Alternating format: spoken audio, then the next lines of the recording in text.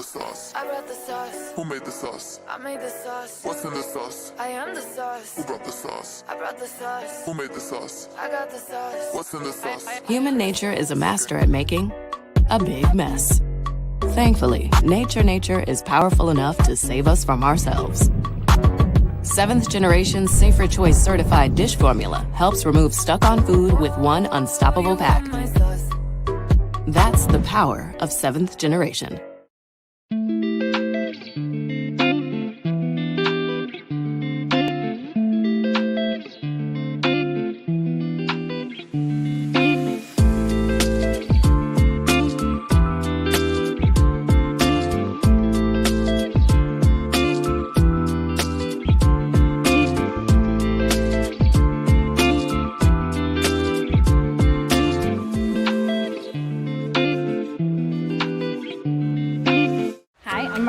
I work at Sun Common, and we are here today in Worcester on the north branch of the Winooski River, and we are planting 1,122 trees today. The pandemic has left us spending less time together, and so this is really a good opportunity to connect with old colleagues and meet new people as well. And one of the reasons we're planting trees is because it does sequester carbon. It is about climate action, and so this is just another way that we get to do that work. Trees are really important wildlife habitat in river areas. So this is what we call a riparian forest buffer is what we're creating today.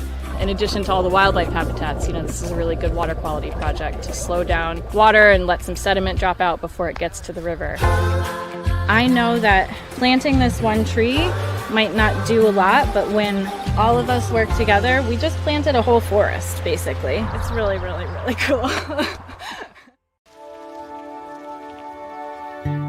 This is the first adaptive friendly trail network that's being built from design to execution. Sun Common volunteers are here tonight, as well as some new volunteers from all around.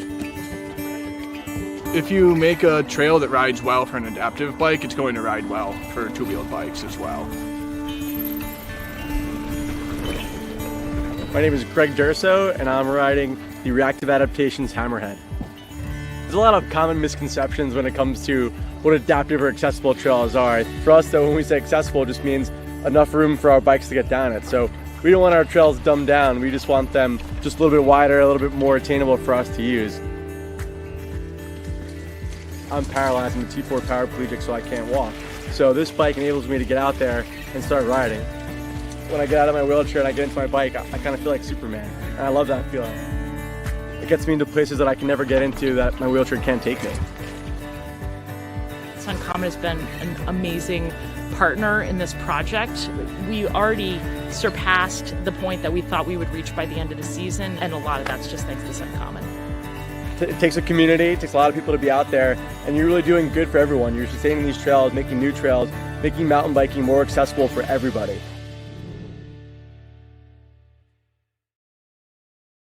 The goal here is net zero, so all of the energy consumed here I want to come from the roof, and I chose Sun Common very specifically. This is just a smarter way to buy energy. All my yard equipment is electric and battery operated. I mean, every morning when I come out now, I look back and I go, yep, that sunlight is falling from the sky and that energy is being put into that car as we speak, which, I don't know, doesn't get much cooler. Riding on sunshine. The beauty of grass is that you have to look at it as every blade of grass being a solar panel. And that grass is absorbing sun's energy the entire time there's sun out. Being a small farm, we don't have the scale of cash flows that a lot of larger farms have. So for us to be able to stay in business, it's important that we're able to utilize every one of our spaces as efficiently and as profitably as we can. Our rooftops were something that really hadn't served us any purpose, but now that they can actually produce the amount of electricity that we need to run the farm, that's just, it was a no-brainer. Dairy is something that I can firmly stand behind. I believe that it is very nutritious, very good for you, and done right, I believe that it's also good for the environment. I think we're at the point now that it'd be crazy not to have solar. When we decided that we were going to use a commercial company instead of doing it ourselves, which was an option, I did research on SunCommon, because I don't know that I trust lots of solar power companies. And you know, it's a big project. There's so many things that can go wrong. I wanted a company that I felt good about.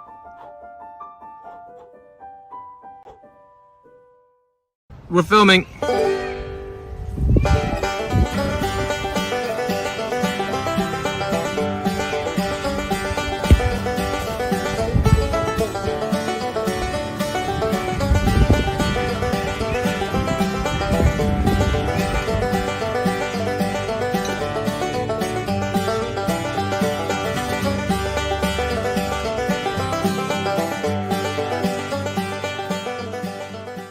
We understand what local issues are.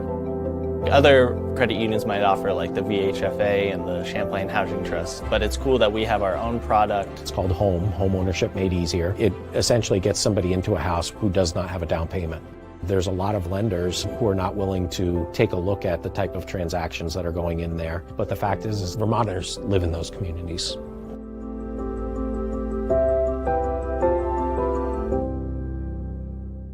Every second, Vermonters spend $20 with Amazon. That's $20 going to someone you don't know and will never meet. You are just an order number to Amazon. $20 every second. That means every minute, Vermonters are spending $1,100 with Amazon.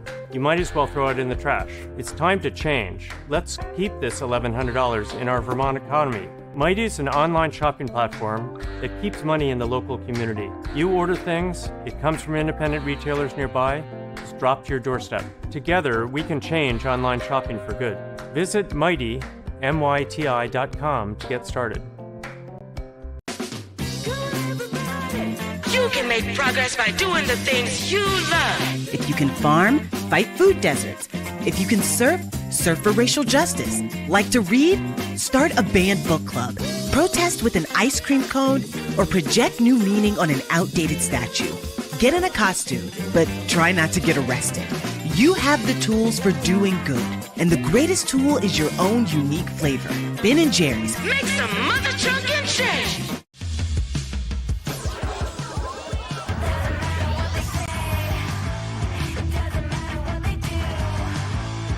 Human nature's ability to contain itself is questionable. Thankfully, nature is powerful enough to save us from ourselves. 7th Generation's bio-based detergent goes deep to help break apart and wash away tough stains. That's the power of 7th Generation.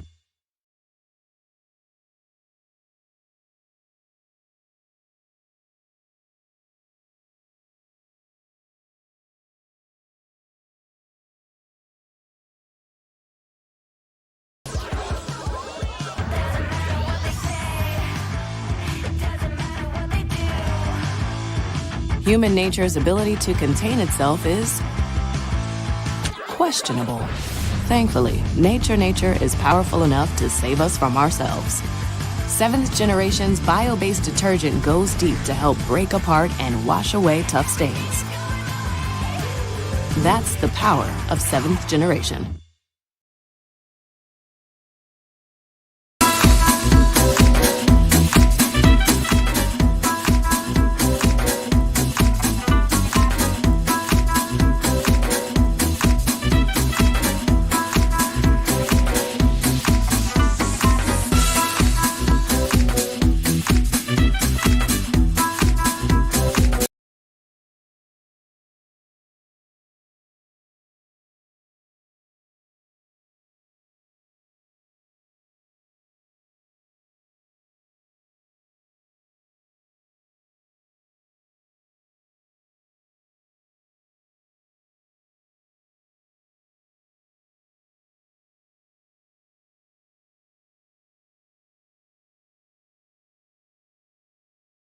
The sauce. I brought the sauce. Who made the sauce? I made the sauce. What's in the sauce? I am the sauce. Who brought the sauce? I brought the sauce. Who made the sauce? I got the sauce. What's in the sauce? Human nature is a master at making a big mess.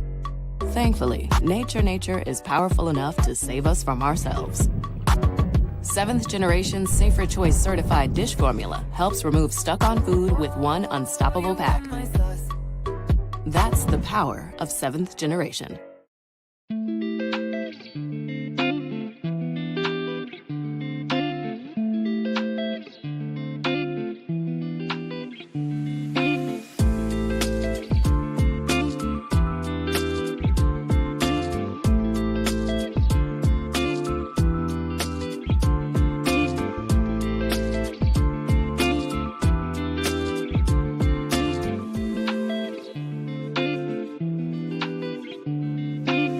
I'm Marlena. I work at Suncommon, and we are here today in Worcester on the north branch of the Winooski River, and we are planting 1,122 trees today.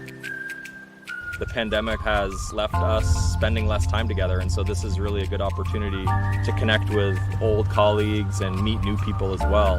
And one of the reasons we're planting trees is because it does sequester carbon. It is about climate action, and so this is just another way that we get to do that work. Trees are really, really important wildlife habitat in river areas. So this is what we call a riparian forest buffer is what we're creating today. In addition to all the wildlife habitats, this is a really good water quality project to slow down water and let some sediment drop out before it gets to the river. I know that planting this one tree might not do a lot, but when all of us work together, we just planted a whole forest, basically. It's really, really, really cool. This is the first adaptive-friendly trail network that's being built from design to execution. Suncommon volunteers are here tonight, as well as some new volunteers from all around. If you make a trail that rides well for an adaptive bike, it's going to ride well for two-wheeled bikes as well. My name is Greg Durso, and I'm riding the Reactive Adaptations Hammerhead. There's a lot of common misconceptions when it comes to what adaptive or accessible trails are. For us though, when we say accessible, it just means enough room for our bikes to get down it. So we don't want our trails dumbed down, we just want them just a little bit wider, a little bit more attainable for us to use. I'm paralyzed, I'm a T4 paraplegic, so I can't walk. So this bike enables me to get out there and start riding. When I get out of my wheelchair and I get into my bike, I kind of feel like Superman, and I love that feeling. It gets me into places that I can never get into that my wheelchair can't take me. Suncommon has been an amazing partner in this project. We already surpassed the point that we thought we would reach by the end of the season, and a lot of that's just thanks to Suncommon. It takes a community, it takes a lot of people to be out there, and you're really doing good for everyone. You're sustaining these trails, making new trails, making mountain biking more accessible for everybody.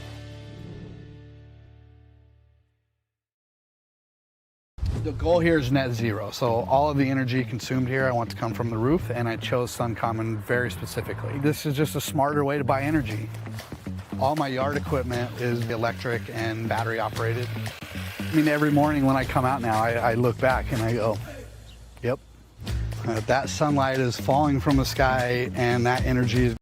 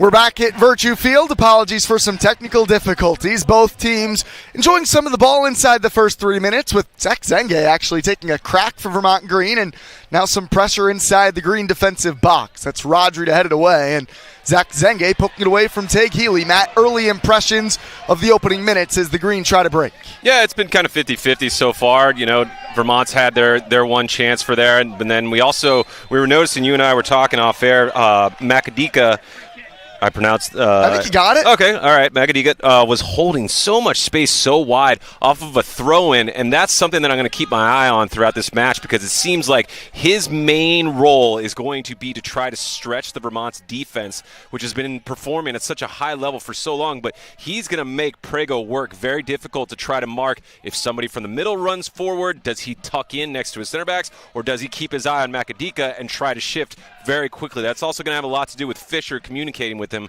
and saying shift out to Macadika. So it's going to be an interesting little matchup to watch tonight. Jackson Castro picks it up in the midfield and is immediately fouled. That was Marco Dos Santos to commit the foul. Let's run through both lineups, shall we? Vermont Green with a 4-2-3-1. Jaheim Wickham in net. From left to right, the back line is Gerardo Castillo, Musa Ndiaye. Here's Reed Fisher, and Ndiaye to his left. And Benny Prego is the right back. Rodri and Sam Layton partnering in the midfield. Castro left winger, Zach Zenge playing the 10 with Gabe Threadgold on the right-hand side of the formation, and Yaniv Bazzini up top. We'll get Matt's thoughts on that in a moment. For the visitors, they line up in what's described as a 4-3-3, but we don't really think it's looking like that. More like a 4-2-3-1. Harrison Bertos is the left back with Cooper Nunn and Isaiah Heffis, the center backs. Mitchell Varley will get forward down the right. Then it's Shun Kushima and Shea Strine, the holding midfielders. Tig Healy is listed as a midfielder, but he's right here pressuring the ball on Rodri. Looks like he's much more along the attack with the central striker Ibrahim Kande and Terry Macadika left wing. Marco Dos Santos will be up the right side for the Phantoms. Yeah, I think you're right about it's more of a 4-2-3-1. Noticing Healy's kind of positioning where he is, he's trying to sit right beneath, it looks like Conde. And then he's going to try to be kind of that number 10 like playmaker, it looks like. That's Tig Healy. He's been a Seacoast guy for a long time. Has played collegiately for the University of New Hampshire Wildcats. Has announced he's transferring to NC State for the fall. 9 goals and 5 assists for Healy on the summer. Big tackle there as Bertos sends Prego spilling. And this is where you're really going to see the Phantoms try to play on the break. They want to get up and down and play an open style. Yeah, those quick transitions, something like big part of their character is that they love to transition very quickly. They don't take too long. They like to try to do it within 2-3 passes. Prego tiptoeing around some pressure from Macadike. Reed Fisher in the starting lineup. He did not play in the other matchup between these two. A Seacoast win 3-1. All 3 of their goals in an 8-minute segment and sequence. So they really scored 3 in a hurry. Prego skipping by Macadike. And Zenge for the Costa Rican Castillo.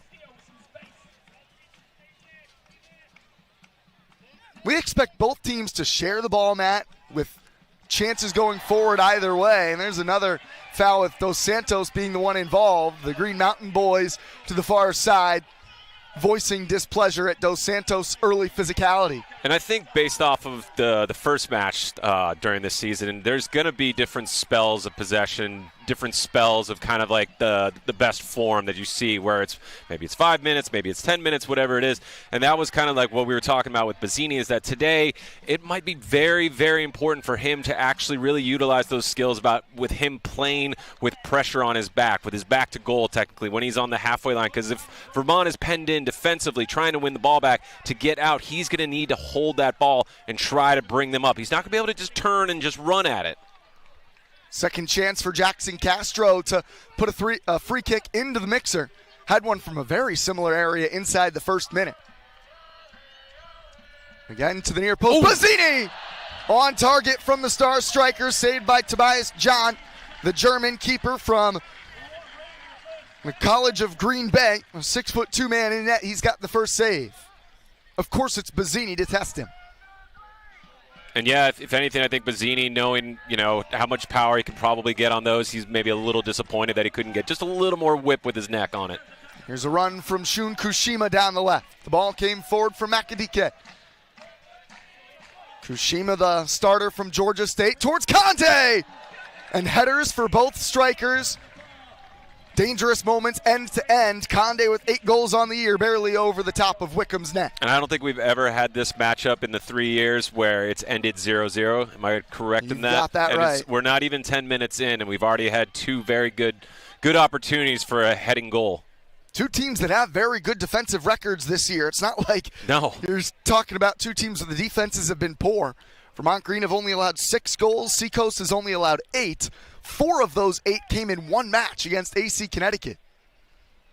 Otherwise, which I think we agree was almost kind of a fluke. That surprised you and I Pretty were rare. texting. We're like, what? That still is the only loss, the only non-win of Seacoast's summer season. Again, Bazzini rises And to win it. that's what Bazzini is there for. He and Threadgold. Threadgold looking for the foul there, doesn't get it. Bertos won the ball. Good win. Now can we find space? Prego does well. Done. But you're seeing Seacoast, they're pressing hard. They're trying to send in 2 to 3 men when they lose the ball. Late in the first time ball, spinning in the air for Threadgold. On the overlap, Benny Prego. He's got a step. Bazzini in the middle. Won't reach him. The clearance to Kashima. Dealt with by Cooper Nunn. Fisher and Leighton do well to pinch it off of Conde. And you can see Conde's got his hands up to the center ref. That Now, Fisher had his hands all over him, but Leighton looking to the back post. It was clipped through by Rodri. I know you're really going to be watching those two, Matt. The partnership in the middle between 2 big physical players of Rodri and Leighton. It's Rodri called for the foul there as he cuts down Dos Santos. yeah, it's going to be really important. Their work off the ball is making sure also that they're marking Healy as much as they possibly can when he's starting to come in, because he is their playmaker. So, I know that they want to be aggressive and they want to push high and press high, but you can't leave him completely wide open. And right now he looks like he's trying to find these little pockets of space between the back line and then Leighton right there. Preface to the captain today, Shea Strine, who plays collegiately for James Madison, but Leighton has been feisty in the opening moments. Tackles it for Bazzini. It's Bazzini on the move. 11 goals on his league season. Added 1 in the friendly over the midweek against CS St. Laurent. And now Castillo drags it forward towards Gabe Threadgold. Needs to be more players in the box, though. That's the one thing that I was just noticing. He's got the ball. He's looking for that diagonal pass across, but there's just one player available. Healy outlets it, and Ndie gotta had win to get a dangerous challenge in. Tackled it from Makadike, I mean to say. We're in for a show this afternoon. This has been a pleasure Yeah, so far. So far, this has been probably one of the most entertaining games. One big chance either way.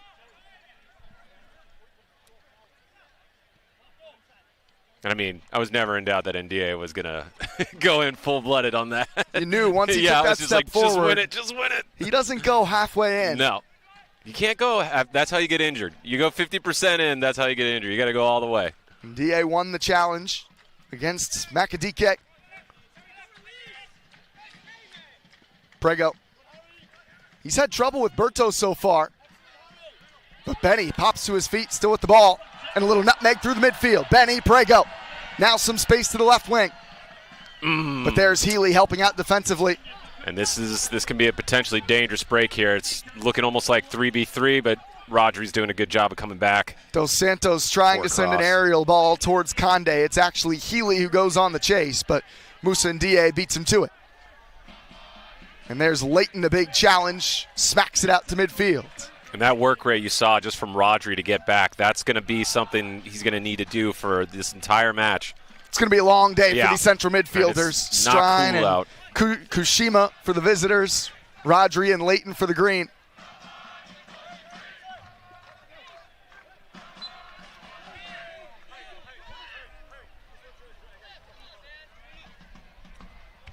And now Prego's actually gone down. They called a foul on Rodri.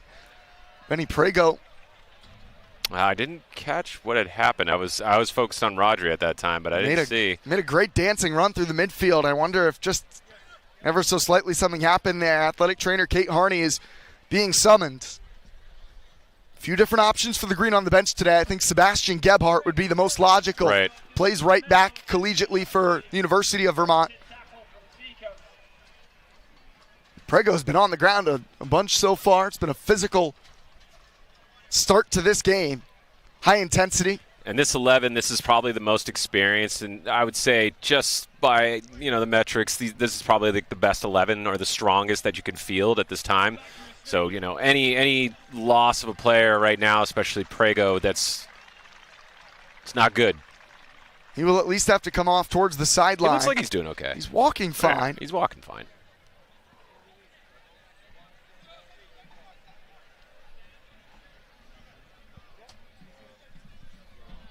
Standing over it will be Shun Kushima, a Japanese 21-year-old, plays for Georgia State. His 7th start of the summer. He's got Healy along with him.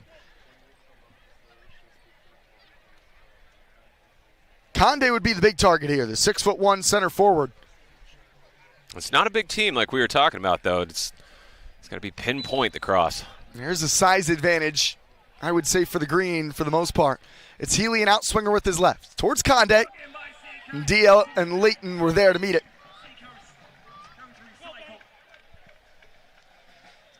A recycled ball that Wickham comes to punch. Collected by Kushima. You like to see that from your goalkeeper. Prego had snuck in off the bench. And Rodri. Castro does well. Leighton. Now it's the green who are hoping to break. Zenge. Oh, unfortunate. Flag stayed down. It's claimed by Jean.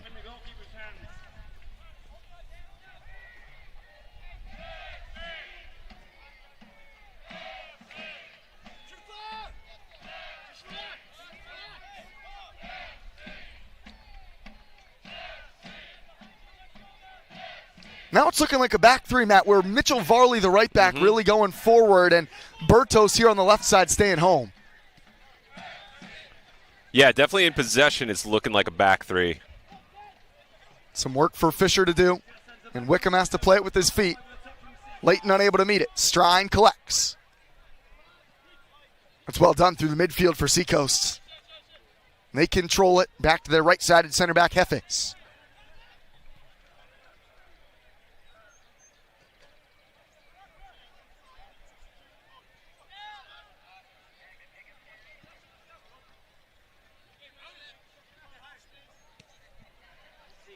Makadika. Bertos on the overlap. Here's Healy. So often at the controls of Seacoast and what they're trying to accomplish. Now seeing that Vermont is kind of packed back into their defensive shape, and it's very difficult to try to find those little passing lanes and create these little pockets to exploit. And Vermont's perfectly happy to let them have it right where you see they're passing right now between that back three. You can have it there. There's no danger over here. You're not seeing anybody try to go high up, as a full team press. And once they win it, I expect a quick transition. It's Varley in a wide area. Castro working to recover. The cross comes into Healy. Pretty acrobatic and athletic. Goal kick as it's off target. I respect the attempt. Take Healy. If there's one thing he is, he's confident. Yeah, it's not lacking.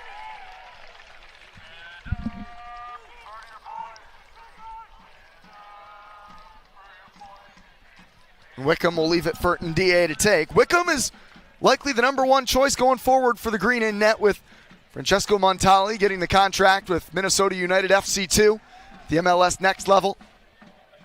It's Wickham's job between the sticks. Part of a Vermont Green defense that are putting together one of their best seasons. Still a young history, but the defense has been a major strength this year. Well, going back to Wickham, I was also going to say that it's kind of funny. Like, when he's been called upon, he's looked good. Yep. But this defense has done such a good job to make either the shots way more manageable for a goalkeeper or at least more predictable.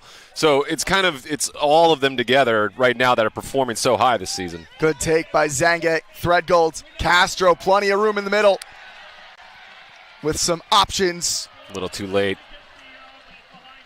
There's space for the green once they play through that pressure. Well, yeah, as you see, Seacoast gets that high up, and you can see Seacoast does want to press really high up and try to win it in our defensive third. But then that opens up the back there, and those quick transitions are on. Varley to take the throw for Seacoast. I mentioned how half of the goals that Seacoast allowed this year were in one game. Of the 6 league goals that Vermont have allowed, 3 of them were to Seacoast in an 8-minute stretch. This is going to be potentially dangerous here. Makadika can't dance by Prego. It's a goal kick. Well done by him, though. It's a goal kick. Huh. They say it's off Makadika last. Okay. That's that spot you're talking about, though, in the wide area with Makadika, right, where he's going to put pressure on Prego? Well, that's what we're seeing most frequently is it coming down this left side, the left attacking side for Seacoast. So I feel like Prego's going to be a little bit more busy than potentially Castillo for at least the evening. Sorry, the half. Throughout this opening half, that's been the case. Varley wins the ball in the air, but Castillo has plenty of room to control the second. Kind of just swinging back and forth. Moments of possession for Seacoast. Right. Now a moment of possession for Vermont. A couple moments, we had the header for Vermont and also Seacoast almost back-to-back. But outside of that, there hasn't been any, really open, clear shots on goal. I haven't seen either one of the goalkeepers have to work too hard for it. Fisher sending a long ball. Bazzini, what a take! And it's a big-time save from John. I'm not sure if Bazzini put it on target or not, but he got a piece, and John was forced into action. And it looks like, is that Hefes? That was potentially, he's calling for the potential foul, but I didn't catch it clear enough. Here's a replay, Matt. Look at this touch from Bazzini. I mean, he's got a case, because it looks like it's a little bit in the back, but it also kind of looks shoulder to shoulder. That would have been a special goal for a guy who scores a lot of them. Bazzini has been the most threatening of the green. An early chance for Zach Zenge as well. One good look for Ibrahim Kandi, the striker for the Phantoms. Fisher wins that tackle. It bounces off of Dos Santos back to Prego. Oof, confident. That's Benny Prego, though, right? When that ball's at his feet, he's never in a hurry. Good turn from Fisher there under pressure from 2 players. It's been Rodri who's been swinging these passes forward, and that one off the mark towards Castro. And the more that happens, the more Seacoast are going to start to think about that potentially happening against them. When they go forward and they lose the ball, they know that Vermont has fairly clinical counterattack on them that, their passing sequences can break open really quickly in 2 passes to create that actual shot on goal. So that, might actually pull them back 10 feet when they're going forward. They say, you know what, maybe I'm going to hold just a little bit back. Well, I know our interview with Coach Pfeiffer got cut slightly short due to some technical difficulties, but one of his big focuses today was all about that transition game. That's good pressure from Seacoast there. But Healy's unable to wiggle it through to Dos Santos. Rodri read the play. Zenge on the half turn. Bertos recovers.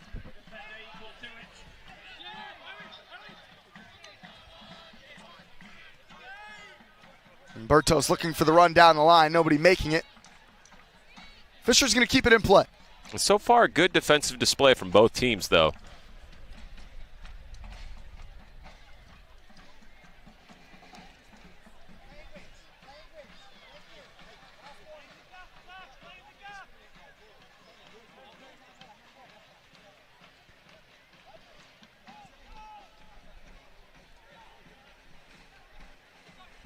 Again, the green looking long. They're trying to use Bazzini stretching the field. That's Hefes. Plays it back calmly for Jean.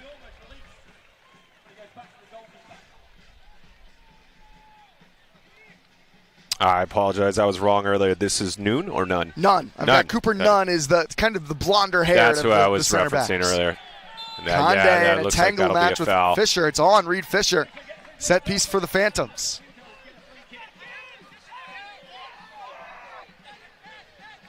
Healy wants to play this quickly. And Reed Fisher, you can see the 2 of them tangle there. And I like how he's pleading his case. I thought it was a pretty clear takedown, but he said that he was positioning himself for the header, that I was in position, Conde came into me from it. Healy wants to play things quickly. He's actually having a conversation now with the ref about where Vermont Green were setting up defensively. I love the Reed Fisher addition to this rivalry. I think could be really fun. Threadgold's picked it up. Bazzini has runners to either side. Shrugs off a man. Bazzini from distance. He knows he can do better than that, too. That's unfortunate. But that's a good sign. You know, honestly, him getting able to drive into space and then get that on his stronger right foot. Oh, and it looks like we're going to have a water break. Hydration break. Both teams either bench. So, Matt, this is a great time to get opening thoughts. We've talked how it's end-to-end. Yeah. Both teams, moments of real danger. What are we feeling? I think maybe a slight attacking edge to Vermont, just based off of maybe a couple more shots on goal, looking a little threatening. But I don't think there's been a clear, dominant from either one of the teams. I think they both kind of had their spells of possession, but really not too long. Nothing more than a couple minutes maybe, or even 10 passes put together from it. So right now it's kind of it's a boxing match. It's a little bit back and forth. Still Fisher having a conversation with the central official. You see a handshake there. Now Reed Fisher will go grab some water.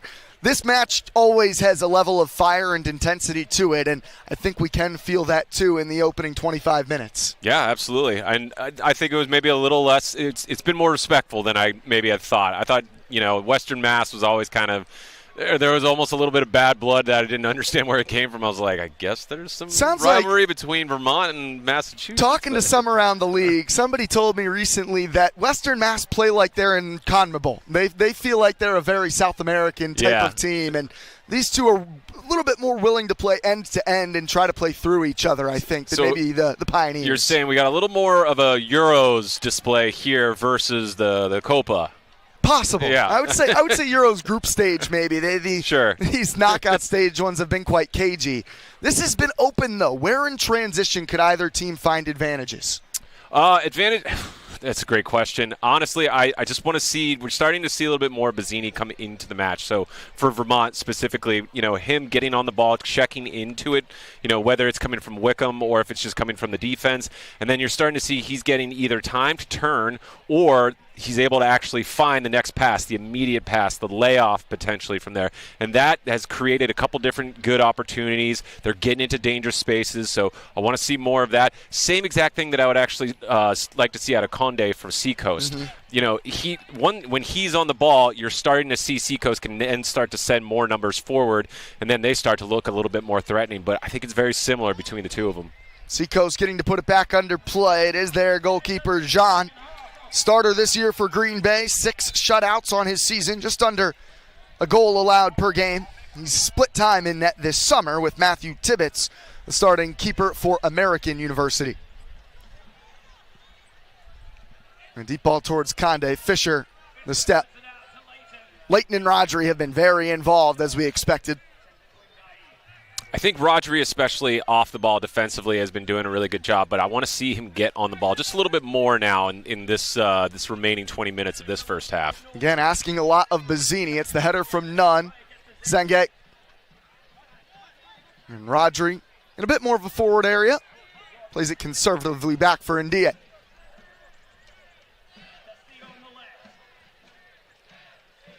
Castro, Leighton, and Castillo again.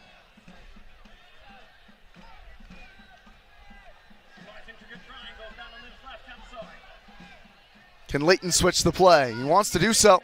Tried to slice 1-2 through for Zenge, but it pops back to him, and he'll reset with India. Money's on this is going to be going out to Prego potentially. Fisher starting to work forward the center back. He's given space and eventually dumps it out for Benny Prego. Oh, a darting carry. Prego clips it. And it skips by Castillo. Now a chance to go the other way. And it looks like he tripped on his own feet, and the ref made a mistake there and made a call for a foul. It's Varley the one who draws it. Another look at this sequence, Matt. And it's a great little dribble into the box. Even better cross. Surprising miss from Bazzini. Surprising that he would miss a bicycle. Right, exactly. Oh, he gets those right more often than most at this level. He's human. Apparently. Apparently he's human. In this moment, yes. Man. Could feel the crowd rising as you saw Bazzini winding up.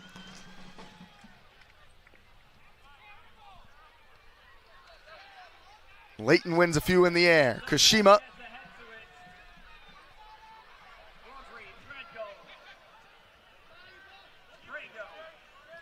Prego tested by Conde. And Wickham sweeps it actually into a good area. Castro brings it down. Pretty good ball forward from Jaheim Wickham. Looked like the back four for Seacoast was a little static, but... Advantage played as Threadgold chops down Kushima. And Healy lays it off Makadike. This is where Seacoast are dangerous. Rodri recovers. He's going to need to do that all day, right? Yeah, but it doesn't look like he's breaking a sweat doing it so far. That beard still perfectly trimmed. Right. Although I don't think he got the fresh fade today. He didn't get the fresh fade today, but maybe they were booked.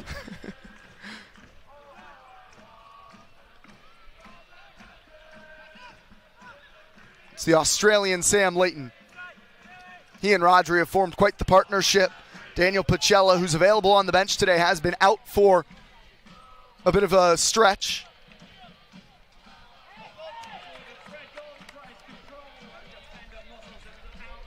Forced out by none. It's a goal kick.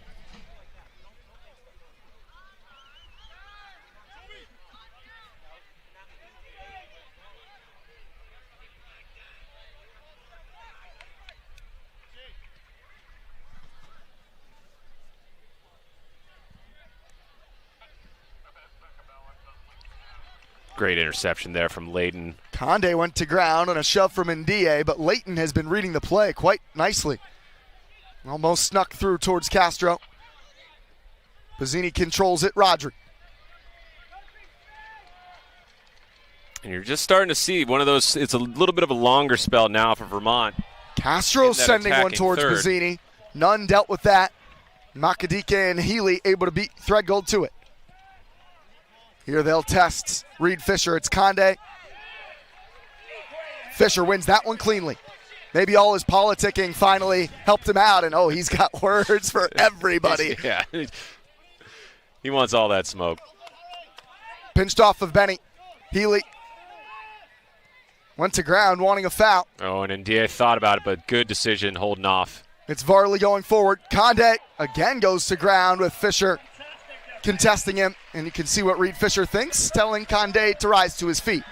Yeah, those two are locked in. This is going to be a story of this match. This is going to be something to watch for, because right now I can clearly tell that Fisher thinks that Conde is trying to draw contact and then be a little bit theatrical. Whether that's true or not, because I am not down there and I am not taking the hits from Fisher, so I cannot tell. But that is clearly what Fisher thinks. Yeah. That is Reed Fisher, though. I think he plays, from what we've watched, he takes it up a level when he's tested by these other strikers physically. Absolutely. And the thing I love about him, though, is that he plays a little bit of that mental dark arts. He likes to get in your ear. He likes to get you mentally thinking about him instead of what you want to do with the ball or what spaces you want to take. You're always just thinking about him. You're annoyed with him. Castro made a nice run, but it's tackled out by none. The first corner coming for the green. Threadgold the one to create that chance after Ndie switched the play. If they can switch it quickly, there is open space in that attacking midfield.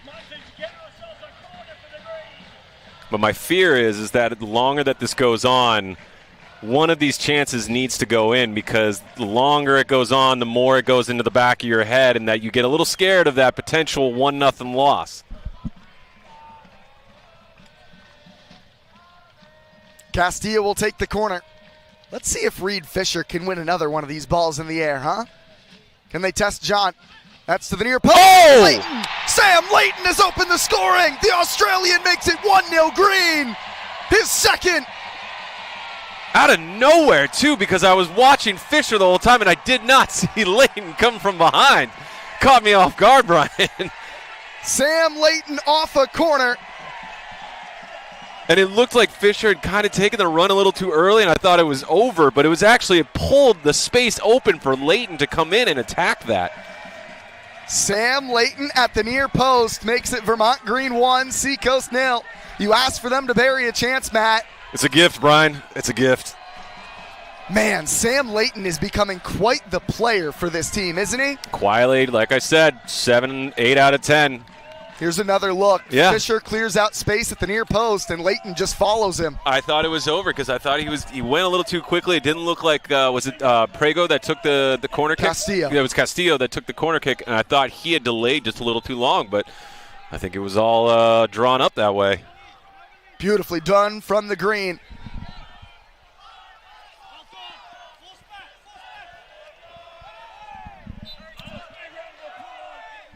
Zenge commits the foul, taking down Bertos. I believe that's what we call a professional foul. So the green score first, Matt. Yep. Inflection on this game. How does it change for these next, say, 15 to 20 minutes of the opening half? I don't think Adam's going to want to try to rest on a 1-0 lead No. for another 7 minutes. So I do believe that maybe there'll be some caution that'll creep in potentially in the second half, but I believe it's game on, same thing for at least the remainder of this half. And potentially maybe, the first 15, 20 minutes. But once it starts to get late, obviously things change. You have to be logical about it. Bertos has room to advance. Seacoast enjoying the ball following Sam Leighton's second goal of the summer. And a massive one at that to open the scoring. Healy's found a pocket. Squared up with Fisher.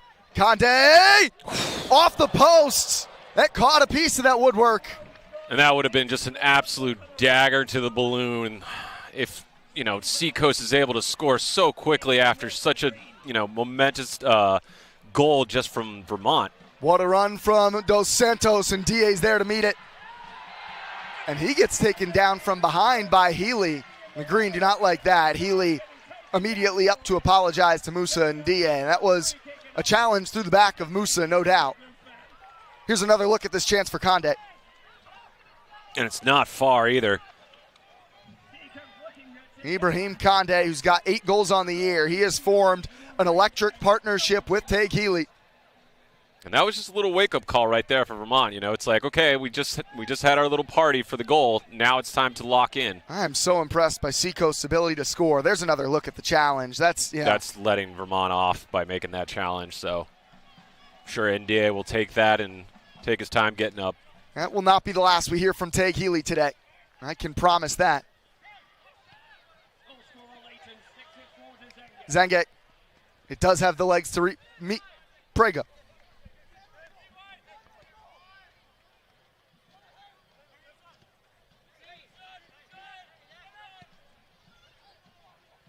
Rodri. Conde closing him down. Clips it nicely to Castillo. And he's found Castro making an advancing run. Couldn't wriggle his way by Dos Santos. Dos Santos, though, just struggles with it, and it's another green corner. They scored on their first. And Dos Santos was in a tough spot. It's going to be a quick corner, too. Taking quickly. That's surprising from Castro. And DA was going forward there. What do you make of that decision, Matt? That was interesting. Try to catch him off guard. I'm not against it. And DA does well with Conde starting to make an advancing run. Flicked by Castillo. Brought down Castro. Bazzini in the middle. It's towards Bazzini. He lost his footing. It's Threadgold to bring it down. Zenge caught it cleanly. Maybe off just by a bit. Again, a good series of play to create that chance from Vermont. You can see they want to try to get the second goal, get themselves a little bit of insurance, the insurance goal, as you'd say. And again, a green player down along this near side. This time it's Gabe Threadgold. Immediately, Xavi O'Neal pops to his feet. A pretty competent replacement if needed, but Threadgold inside the opening 40 minutes is now asking for some treatment with athletic trainer Kate Harney.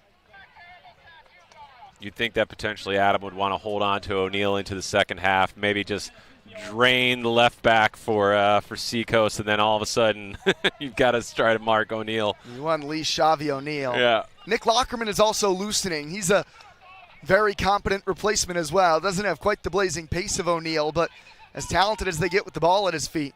It looked immediately like they were motioning towards the hamstring, that left leg of Gabe Threadgold. And the Green hoping he can continue at least to halftime.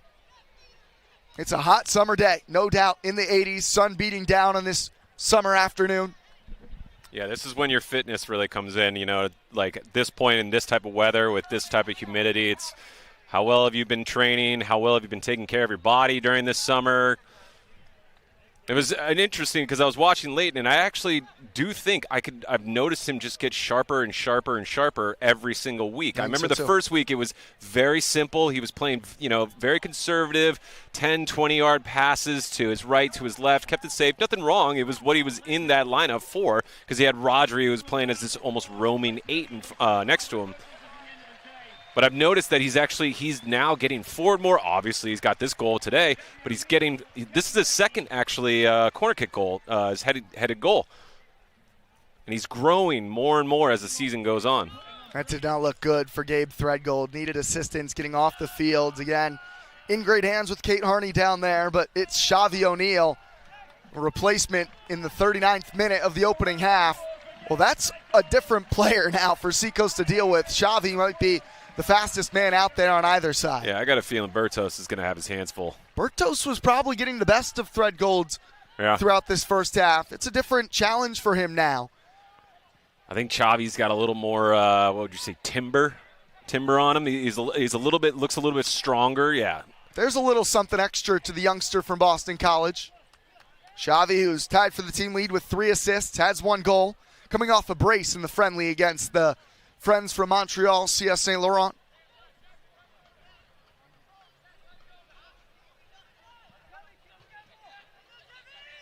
It's Bertos coming forward, and he rises up and beats Xavi to it. Healy's pass behind Makadika. Shea Strine, the James Madison product. Isaac Hefes, along with Tay Healy transferring to NC State. How about Sam Leighton, man? He's been so good. And what a ball for Bazzini. About to go 1-on-4. Ooh. Big time challenge. It will fall kindly for Zenge. Good follow-up from Zenge there, yeah. O'Neal arriving. Bazzini's in the middle. Zach Zenge. This is towards Xavi. Bobbling just a little bit. Leighton tried to flick it over the top where Castro was waiting. And now the open play with Healy. Makadike. Benny Prego, outstanding. Castro's come to the near side. He's clearly been given some freedom, Matt, to wander throughout the midfield, Jackson Castro. They're kind of letting him off the leash and go where he feels he can influence things. Well, yeah, he's got the quality on his right foot to assist and create, so why not? I love that. I love that freedom for him. I think that's really smart from the Green coaching staff.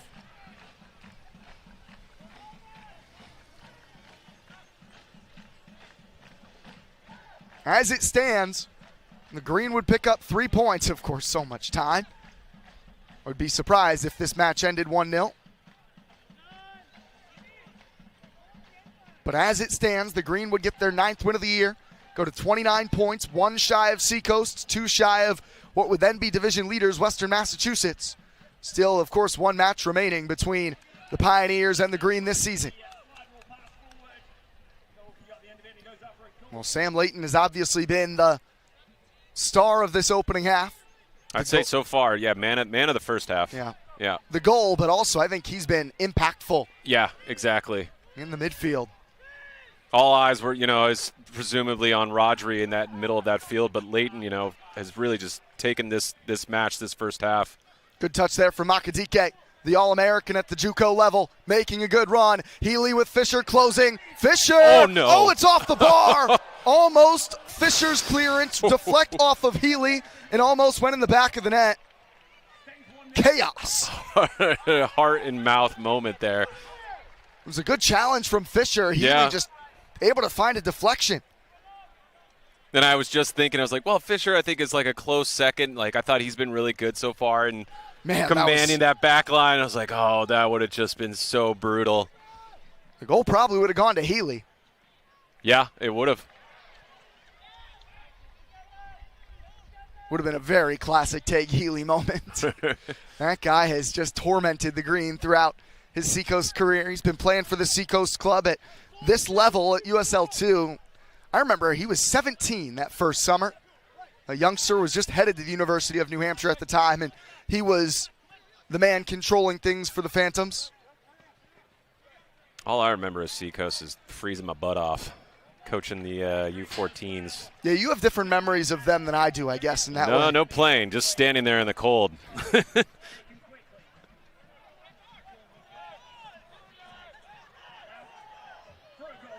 But it's a really cool place, and it's a good facility too. This is going to be a goal kick. That is Healy and the Phantoms. Conde with his arms out to his side in disbelief that they didn't get the free kick from the corner flag. Instead, it's in DA and the green defense who can reset.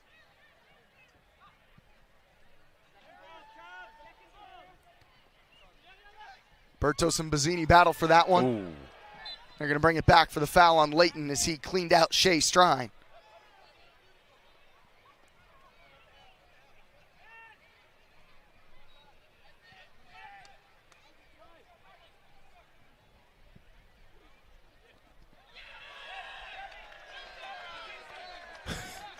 You can hear Fisher saying, yes, let's go for that errant pass. And I love that. I love hearing him say something like that. Just gets in your head. Just ding, ding, ding, ding, ding. He's just as the opposition. chipping away. Yep. He's the loudest man out there all the time.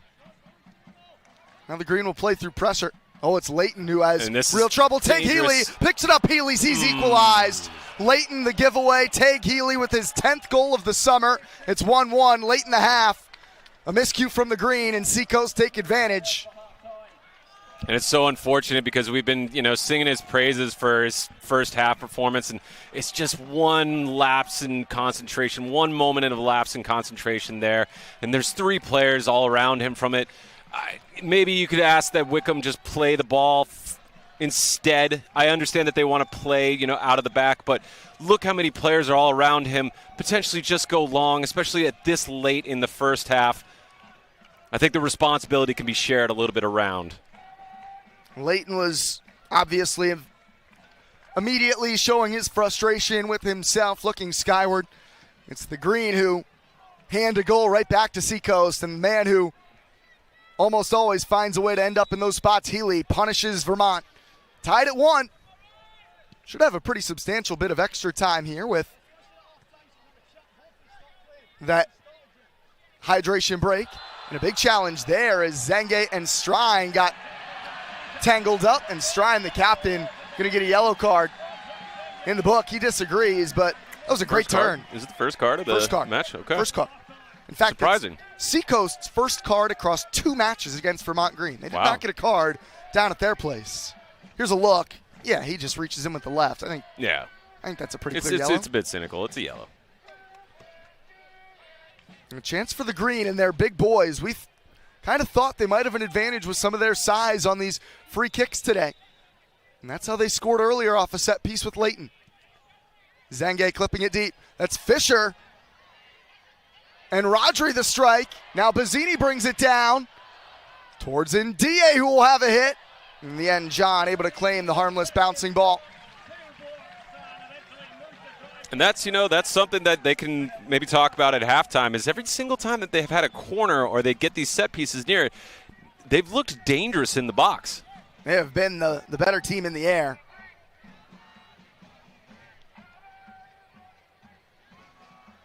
Again, Conde went down on the ground. I didn't see much there. He thinks he got clipped. I don't think the center ref really wants to hear it. I think he wants him to stay on his feet as much as possible. And right or wrong, that's kind of how it's looking. Zenge making the run. He'll take the throw in quickly. Xavi really his first involvement. Plays it back for Zach Zenge. Towards the back. A really good Bazzini ball. Oh! Again off the post. Bazzini, oh so close. That is the third ball to touch a piece of the woodwork. The first from the green attack. So unfortunate. I had been so focused on Zenge from there, and then I looked at the cross. I was like, oh, that's a really good cross. Didn't even notice that Bazzini was there. Chance for Dos Santos to counter. Seacoast love working these transition moments. Healy spreads it wide for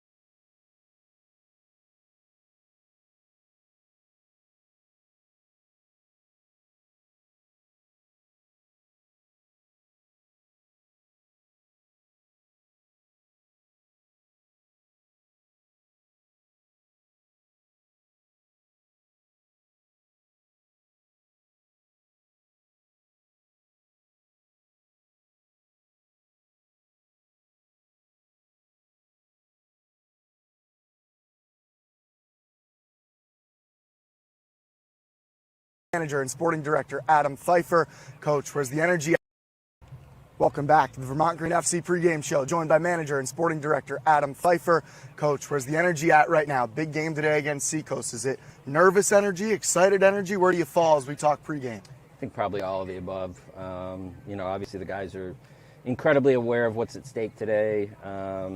It's pretty obvious, and then just our history with this team hasn't been great. We haven't beaten them here at Virtue, and it feels like it's time to do that. How much do you look back on your meeting from earlier this year as you try to prepare for today? Yeah, a little bit. I mean, there's obviously, trends and things that have been an issue against them, every game we've played. So, we played them 5 times in 3 years, and, sort of similar things that have come up to bite us in the butt. Hopefully we can kind of defend against some of those things and exploit some of the things that have been, weak points for them. Is it defending in transition and some of those moments that you're really focused on today? Yeah, certainly. I mean, I don't think it's any secret that they're really good attacking in transition, and so we just have to find ways to slow that down a little bit and snuff it out.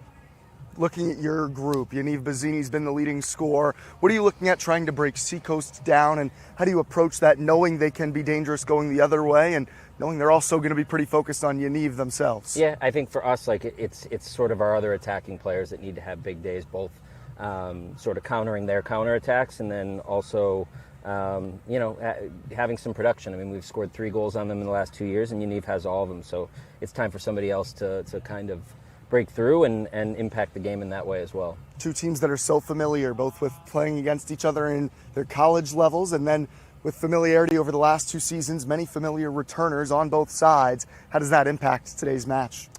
Yeah, obviously there is a familiarity, and there's some rivalries within the rivalry, right? There are even some guys that are teammates. So I don't know how much that impacts things. Maybe emotionally a little bit. I remember that being the case for me as a player playing against my college teammates. But, I think at the end of the day, we just have to go out and be the harder working team today. How do you try to manage your emotions today, and what are you trying to tell the guys about managing theirs? I mean, honestly, for the players, it's a lot different. Once the ball's kicked off, you can kind of run out those jitters. It's a little different as a coach. You don't have that sort of energy release. But these guys know how to handle themselves in these situations, so we're not worried about that. Coach, I appreciate the time. Good luck today. All right, thank you.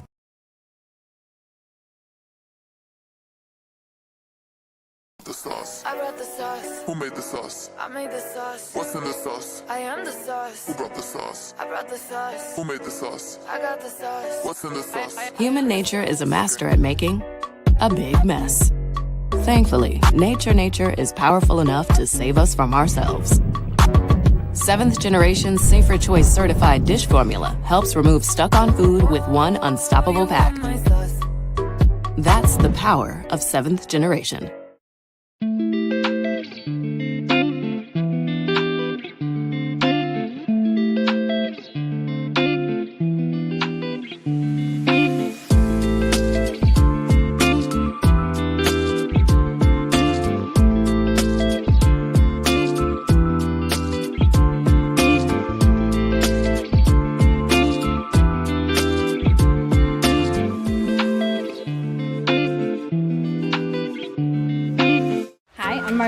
I work at Suncommon, and we are here today in Worcester on the north branch of the Winooski River, and we are planting 1,122 trees today. The pandemic has left us spending less time together, and so this is really a good opportunity to connect with old colleagues and meet new people as well. And one of the reasons we're planting trees is because it does sequester carbon. It is about climate action, and so this is just another way that we get to do that work. Trees are really, really important wildlife habitat in river areas. So this is what we call a riparian forest buffer is what we're creating today. In addition to all the wildlife habitats, this is a really good water quality project to slow down water and let some sediment drop out before it gets to the river. I know that planting this one tree might not do a lot, but when all of us work together, we just planted a whole forest, basically. It's really, really, really cool. This is the first adaptive friendly trail network that's being built from design to execution. Suncommon volunteers are here tonight, as well as some new volunteers from all around. If you make a trail that rides well for an adaptive bike, it's going to ride well for two-wheeled bikes as well. My name is Greg Durso, and I'm riding the Reactive Adaptations Hammerhead.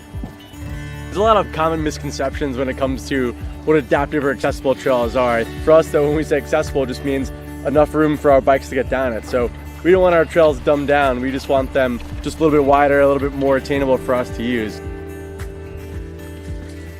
I'm paralyzed, I'm a T4 paraplegic, so I can't walk. So this bike enables me to get out there and start riding. When I get out of my wheelchair and I get into my bike, I kind of feel like Superman, and I love that feeling. It gets me into places that I can never get into that my wheelchair can't take me. Suncommon has been an amazing partner in this project. We already surpassed the point that we thought we would reach by the end of the season, and a lot of that's just thanks to Suncommon. It takes a community, it takes a lot of people to be out there, and you're really doing good for everyone. You're sustaining these trails, making new trails, making mountain biking more accessible for everybody.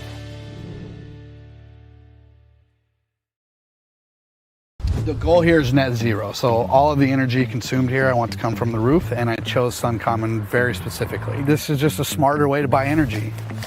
All my yard equipment is electric and battery operated. I mean, every morning when I come out now, I look back and I go, yep, that sunlight is falling from the sky and that energy is being put into that car as we speak, which, I don't know, doesn't get much cooler. Riding on sunshine. The beauty of grass is that you have to look at it as every blade of grass being a solar panel. And that grass is absorbing sun's energy the entire time there's sun out. Being a small farm, we don't have the scale of cash flows that a lot of larger farms have. So for us to be able to stay in business, it's important that we are able to utilize every one of our spaces as efficiently and as profitably as we can. Our rooftops were something that really hadn't served us any purpose, but now that they can actually produce the amount of electricity that we need to run the farm, that's just, it was a no-brainer. Dairy is something that I can firmly stand behind. I believe that it is very nutritious, very good for you, and done right, I believe that it's also good for the environment. I think we're at the point now that it'd be crazy not to have solar. When we decided that we were going to use a commercial company instead of doing it ourselves, which was an option, I did research on Suncommon. Because I don't know that I trust lots of solar power companies. And, you know, it's a big project. There's so many things that can go wrong. I wanted a company that I felt good about.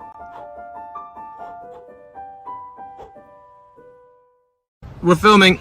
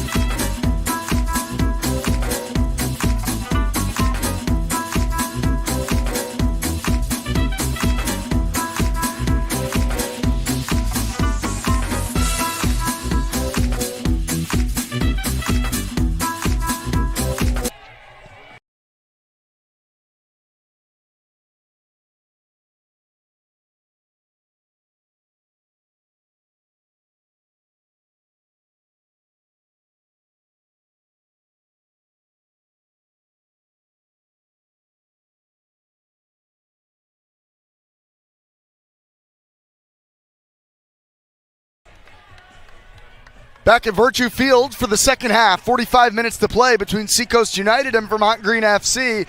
Matt, kind of an interesting first half in that a goal off a corner for Vermont Green kind of came out of nothing, and the goal for Seacoast just off of Vermont Green giveaway. Both teams were dangerous, but it kind of felt like both the goals were out of nowhere. Yeah, and I still think that it was probably a more even match than it may have seemed if you look at like maybe shots on goal or attempts on goal. I thought Vermont had a little bit of an edge, like we were saying earlier. But outside of that, the match is there for the taking for either team at this time. What I would like to see is, again, I thought it was a good defensive display. Yes, there were times when Seacoast was getting into that attacking third and had possession for a little bit. But outside, I thought it was pretty organized from Fisher and NDA, controlling the midfield. I saw Rodri and Leighton coming back in and getting, into position to help the defense. Vice versa, the same thing that I was seeing from Seacoast. They were getting into good defensive position to try to limit as much as they could, whether it was going to be a set piece or it resulted potentially in a corner. But other than that, no one from Vermont Green was necessarily being able to walk in and have a shot. I think Bazzini had one where he was able to turn, and you can be forgiven that Bazzini and his 6-foot legs can get enough pace and distance to get a shot off. Bazzini with a few good chances. Ibrahim Condé had the early look for the visitors of Seacoast United, and the goals were scored by Sam Leighton and Tag Healy. As far as how the flow of the game was finishing towards that half, Matt, do we expect more of the same as the second half gets underway, or is there something big that could be changed to really change how the complexion and the feel of the pace of the play could be disrupted? I think for Vermont's perspective, there's no real point in trying to play it really cautious and safe for, try to get almost just a 2-1 win or even a draw. They need to go for it at this stage in the season, especially with the way that the playoffs is now, the makeup is going. They need to go and try and get 3 points from this. And Seacoast, I think, can take a little bit more of a cautious approach. So maybe we'll see Vermont have a little bit more possession in that final third because maybe Seacoast take a couple steps back. But who knows? Maybe they're perfectly confident enough to try and go and get that second goal themselves. Two teams that are very confident and are very willing to go for the game. I don't think either of these teams are going to be sitting back playing for just a point. We expect full throttle. Yeah, at least very much so from Vermont. Probably. I think Seacoast will know that they had maybe like 3 or 4 different chances in that first half, and they'll still try to go for it, obviously. But I think they might have just a slightly more cautious approach. Problem is for Seacoast, you get 1 point, you're still tied with Western Massachusetts, but the Pioneers have a far better goal differential right now. Right. And so that is something that I'm sure they're just aware of. And when it comes to the playoff picture, the top seed in this division gets in the round of 32 regardless. But even that second seed is going to have to play a play-in against the second place team in the Metro Division. You want to win this thing outright if you're the Phantom. There's going to be a level of that to it as well, I would imagine. Well, you want that confidence too, that everyone understands how good Vermont Green FC is. So I think it's also just making sure that you end the season strong, like in the last few matches from it. So beating Vermont, really will put some wind under your wings going into the playoffs. Again, the goals: Leighton for the Green, Healy for the Phantoms. It will be Tag Healy and Seacoast United to get play underway with 45 minutes remaining in this Twin State Derby. In the 6th ever meeting, Vermont Green looking to get their first win against Seacoast here at home and looking to stay in contention for that Northeast Division title. Deep ball early towards Ibrahim Condé. Again, the Seacoast starting striker. Going to keep an eye out for any more changes coming either way. Chavi O'Neal was the one who entered for Gabe Threadgold midway through the first half. No subs elsewhere to this point.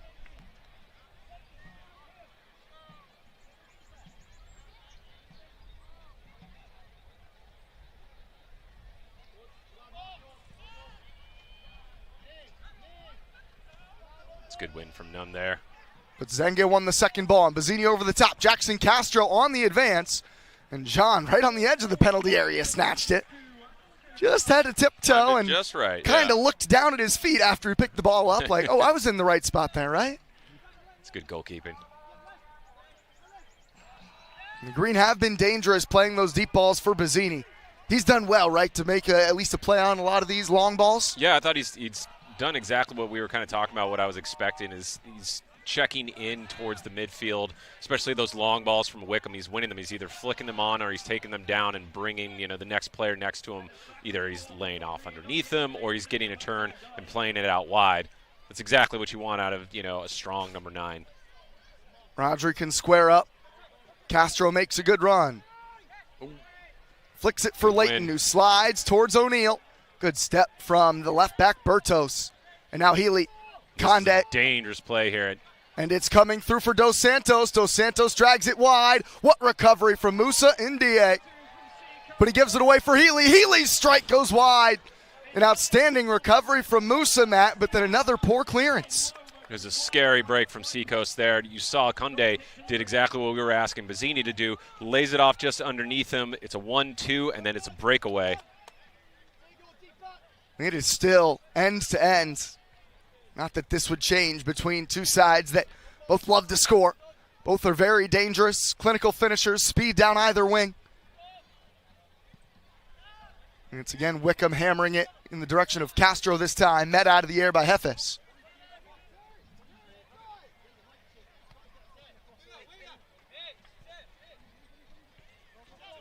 And now Castillo with some room to advance. He's surrounded. Ooh. And it's Varley who stepped into his path. I'm not sure what he has anything to complain about, though. He completely impeded him. I don't know if he needed to do that. I thought Jefes had the step on Castillo from there. Potentially. Castillo was going full speed, so if he gets through on that. The only man booked in the opening half was the captain for the Phantoms, Strine. But this is a chance for the Green to use their size again. Scoring off a corner kick in the opening half with Leighton.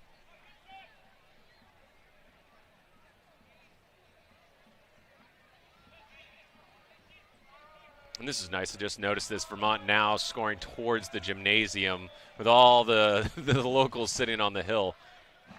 Towards Rodri, who nods it down in Leighton's direction.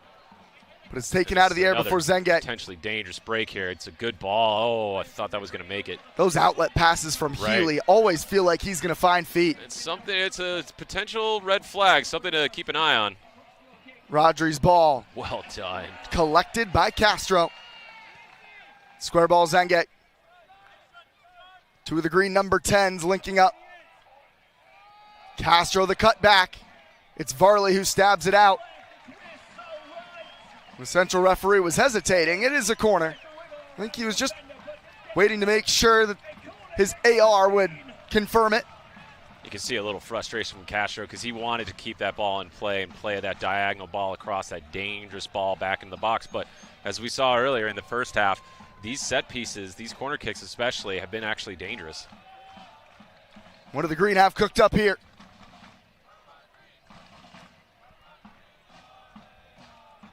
It's a good ball. John was on the move, and he got a strong punch to it. That's inside the box. Fisher goes to ground with Conde around him. And now Prego again towards Ndiaye. And a lot of bodies banging into each other. You can see the goalkeeper felt that he took an elbow to his head.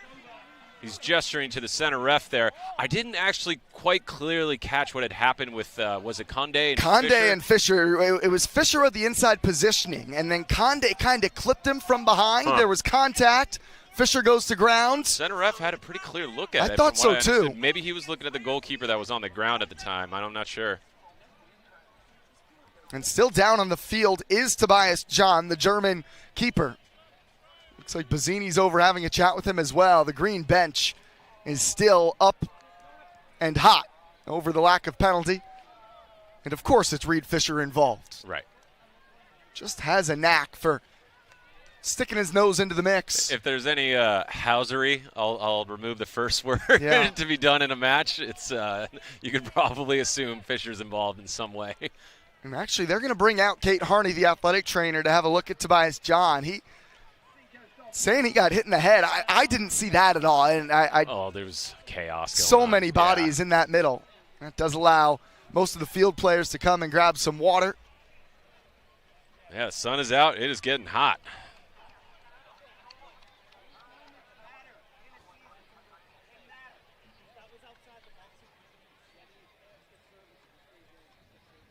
And even still, Reed Fisher's coming to this near side to have a chat with the officials that were nowhere near the play.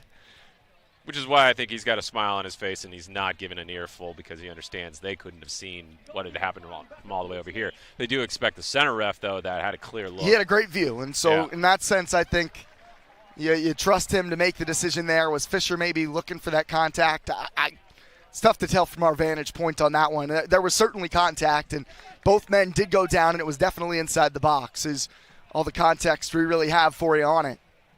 Well, it begs the philosophical question of whether you enjoy VAR or you do not. I don't know how I feel about it. Sounds like somebody who does not. Right. Well, sometimes it works in my favor. Not often for Man United. Yeah, not often for United.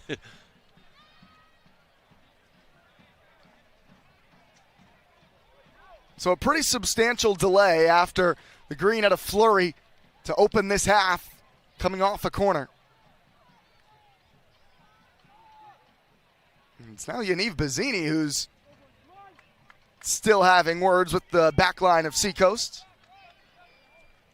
This is Cooper Nunn, the 22-year-old from American University, partnering with the 20-year-old from UNH, Isaac Heffes. I didn't know Nunn played at AU. Yeah. It was my old stomping grounds. That's where I grew up. Bazzini working hard. He's won the ball. Bazzini cuts it back to his right, lays it off for Xavi O'Neal. And was that potentially a handball? It was deflected by Bertos. No real claims from the Green. It took a bounce off something.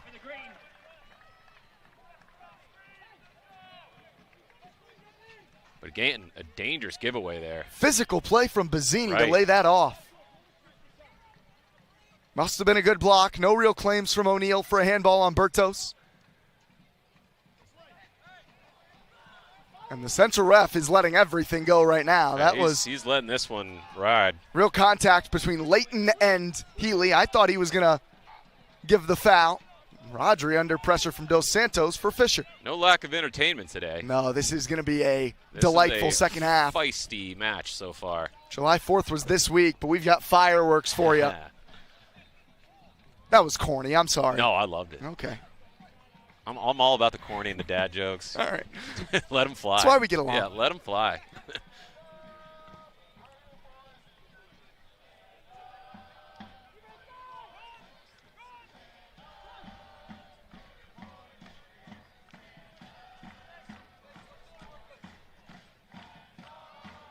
How can Rodri pick apart this defense? It's a long ball this time, trying to find his teammate at Providence, and before that, Franklin Pierce, Benny Prego. Yeah, not enough options in the center of the field there when Rodri had the ball. Potentially maybe see Zenge get on the ball a little bit more. He's got so much technical skill for it. Maybe if he can drop in again, just a little deeper into the midfield, try to break that line, and then you can, Bazzini can take care of those two center backs. He can at least hold off one of them, even maybe two. Really nicely done from Ndie around some pressure from Dos Santos. It allows Castillo to work with Castro. Leighton, Rodri asking for it in the middle. Instead, he finds Castro, lays off Zenge. Zach Zenge doesn't get the step on Heffes.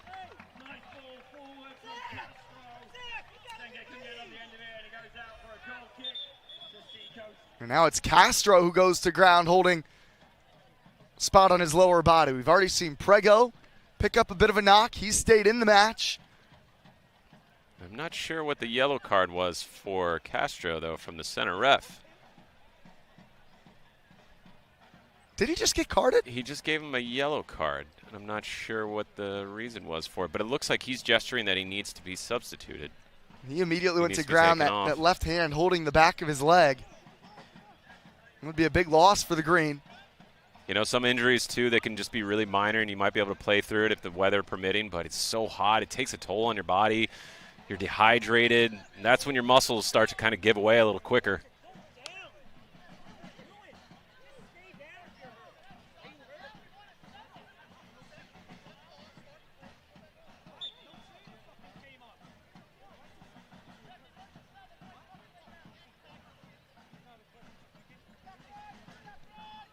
So Castro remains in for now. It's Nick Lockerman preparing to come in. A versatile player. Again, a wrestling match. Conde holds his ground this time against Fisher. Those two really might decide this match, I think, the way they've battled. So far, it looks like Fisher has been winning those battles, though. Another miscue from Seacoast United. No, I actually take that back. Conde has been able to lay off the ball. I'll retract that. I'd say he hasn't gotten beaten on the turn or the run, but Conde has been able to actually start to link up with his midfield now. Conde, a talented goal scorer, a big body, plays in the very physical America East. Prego dancing around Makadika. And here, look at the center of the field, Brian, now. It's all blue. There's all blue. There's no single green shirt right there in the middle. Right where Leighton's going. Yeah, right where Leighton is running into now. Rodri's dropped deep along the back line. That will push Fisher forward, as is Prego. Benny loves that angling charge. Kind of got the ball stuck and works it back safely for Leighton.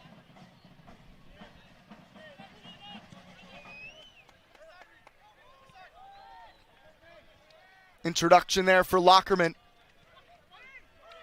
And Seacoast now deep in 2 blocks. 2 blocks of blue. They'll surrender some possession for the chance to break the other way. Can the green break them down? Lockerman so technically sound. And he makes the run. Castillo. Rodri. It's Leighton. Tried to tow it for O'Neal. And Leighton rose up to win it. It falls towards Castillo. Good defending from Nunn. Good touch from Rodri there to keep it alive, too. Can the green pen them in? It's Rodri. Bazzini. Bazzini the cutback. Saved by Jean. Bazzini onto his left. Put one on target. Really good little feed from Bazzini there, too. But that's exactly what you want to see is you could create this almost moment of havoc. No one wants to dive in because no one wants to commit the foul. So everyone's just trying to shuffle and get in front of the net. And then you see those bobbling balls everywhere. That's when it can all of a sudden you see it fall fortuitously to potentially a green shirt. Good run here from Dos Santos, stretching away from Zengate. Play allowed to continue. It finds Makadika. Healy tried to dummy it. Fisher was wiser to it. Now the green with some room to advance through O'Neal. He's a willing runner, always. Keep an eye on Castillo right now. Might have been headed that way. Leighton intercepts. Yeah, you can hear Adam wanted it to go to Castillo first. He's so good to the back post where Bazzini was there. It's Bertos, though, who's been great at that left side for Seacoast. I think Adam's seeing what we're seeing too. Castillo right now is probably the most on form player right now in that attack. He's holding so wide on that switch of play, and then he's got this really good cross on him. That's what you want to keep seeing. Keep doing that. What can Big Reed Fisher, Yaniv Bazzini, and Musa and DA do here? Will it be Leighton again? It was Castillo to Leighton that opened the scoring. Again, Gerardo Castillo. Plays short for Prego. Prego towards Bazzini. Good defensive header away. Lockerman back towards Bazzini. And I don't think Bazzini got his head to that, but I think the center ref's going to say he did. It is a goal kick.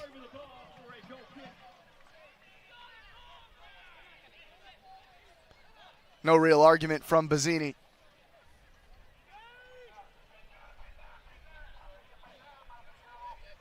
Well, the field feels tilted a bit towards our left right now. Yeah, I would agree. Bazzini with the one scoring chance, and the Green have had it in dangerous areas. This is good pressure here. And you can see Castillo's about to cut off the left side as well.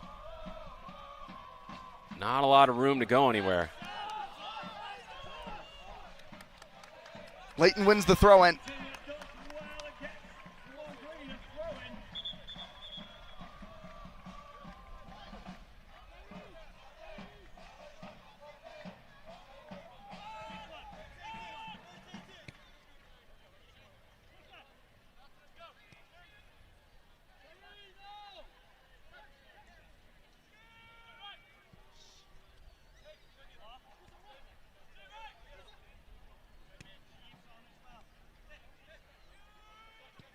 Leighton, Bazzini checking. Is that too deep from Bazzini, or is that a good spot for him to pick up? I think you can mix it up. And especially if somebody takes the space. Look, you can see Zenge took his space when he checked in. As long as you have that type of partnership, that's totally fine. The two of them have worked together a ton this summer and last summer as well. Good tackle there from Varley. It makes it really difficult for a center back, and especially whoever's playing kind of as that CDM for Seacoast, like who has who. Does the center back follow with Bazzini if he started from, basically riding that defensive line, or do you just toss it off to the CDM and, hope that he hears? Well done in a tight area. Rodri gets it back. Rodri tries to drive it across. It's going to be a corner defended by Jefes. Rodri getting forward into the attack. And they're getting closer and closer and closer, Vermont, here, but so far, we've seen that Seacoast are getting penned in further and further, but they're getting their bodies in front of these. They have been sitting deep. We've played well over an hour. But I don't think you can ride that for an entire half. It's Zenge to deliver. It's a little too high up, but Rodri got his head to it. And DA throws a challenge in. And now Healy trying to break. Pretty good ball. Dos Santos can really run. Lockerman trying to stay with him. Castillo's got to take a look to his right. Makadike's at the back post. Still Dos Santos makes a good cutback. Dos Santos! What a goal! A solo run from midfield. Marco Dos Santos, the young winger from Boston College, has his third of the year, and the visitors take the lead. And you can see him shushing the home crowd, the diehard supporters for it. Credit to him. It's an incredible run from him, and even better finish from there. Those transitional moments that we knew would be so vital. It's Seacoast who have now scored the last two.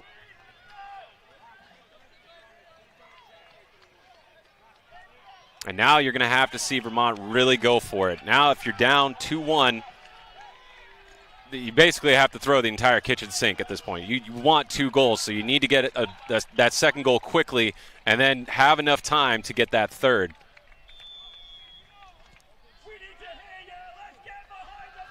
How will the Green respond? Even a point would go a long way. They want the full 3 today.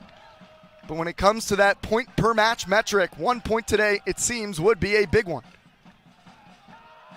Zenge can't keep it. Leighton picks up the scraps, chipping it towards Zenge. Defended by Jefes and scooped up by Strine.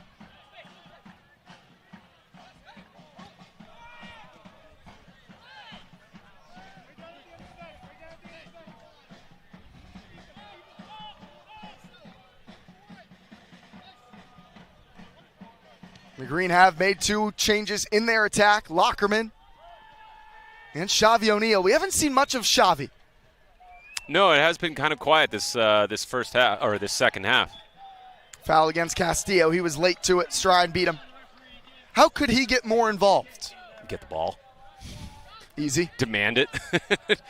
I think he's been holding. I've seen him been taking those spaces as wide as possible for the switch in that transition, but Castillo had kind of been receiving the ball the most. Like there was just basically this series of plays that just kept coming to him.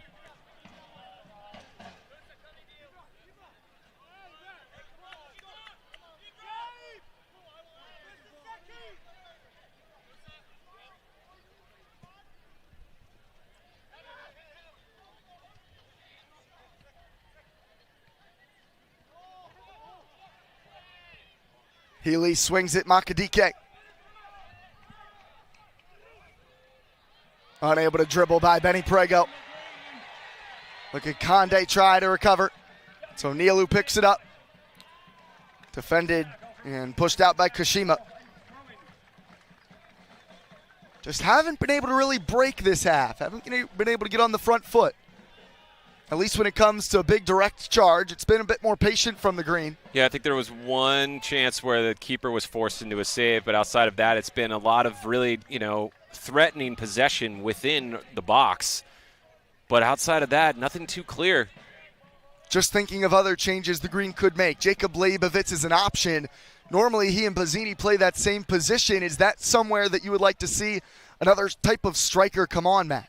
Potentially. I don't think it would be a great idea to sub Bazzini off. Right. Just because of his form. More just alongside Bazzini. Could we see the two of them pair today? You could potentially play, a 4-4-2 and play, Bazzini sits a little bit deeper and Leibovitz, or vice versa. I think they both kind of have similarities in the way that they move and they can hold the ball up. Or, you could keep that and you substitute potentially Zenge for Leibovitz, or you put Bazzini where Zenge is and Leibovitz up top. That's Bazzini doing what Bazzini does, draws a foul. Draws the foul. Bertos really doesn't like the call. This inside shooting range, we're getting a replay of the foul here, Matt. Think we got a chance to put one on target here? Yeah, I think that we've got a little bit of tailwind. And it's a little far out, but it's not too far. You can definitely get over the wall. It's going to have to be a power strike. It won't be a curler. Lockerman with that left boot really can't hit it.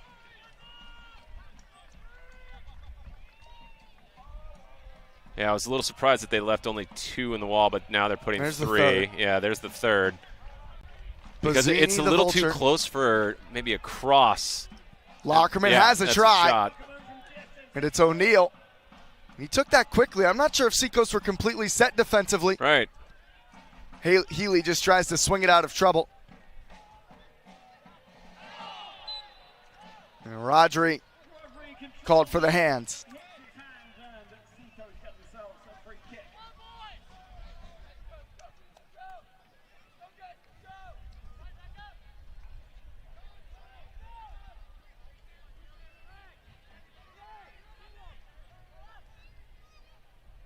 Kushima. None. And Hefes.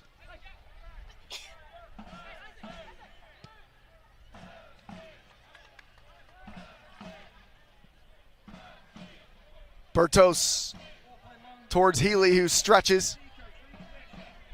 Shielding Fisher. Swings it off of Prego.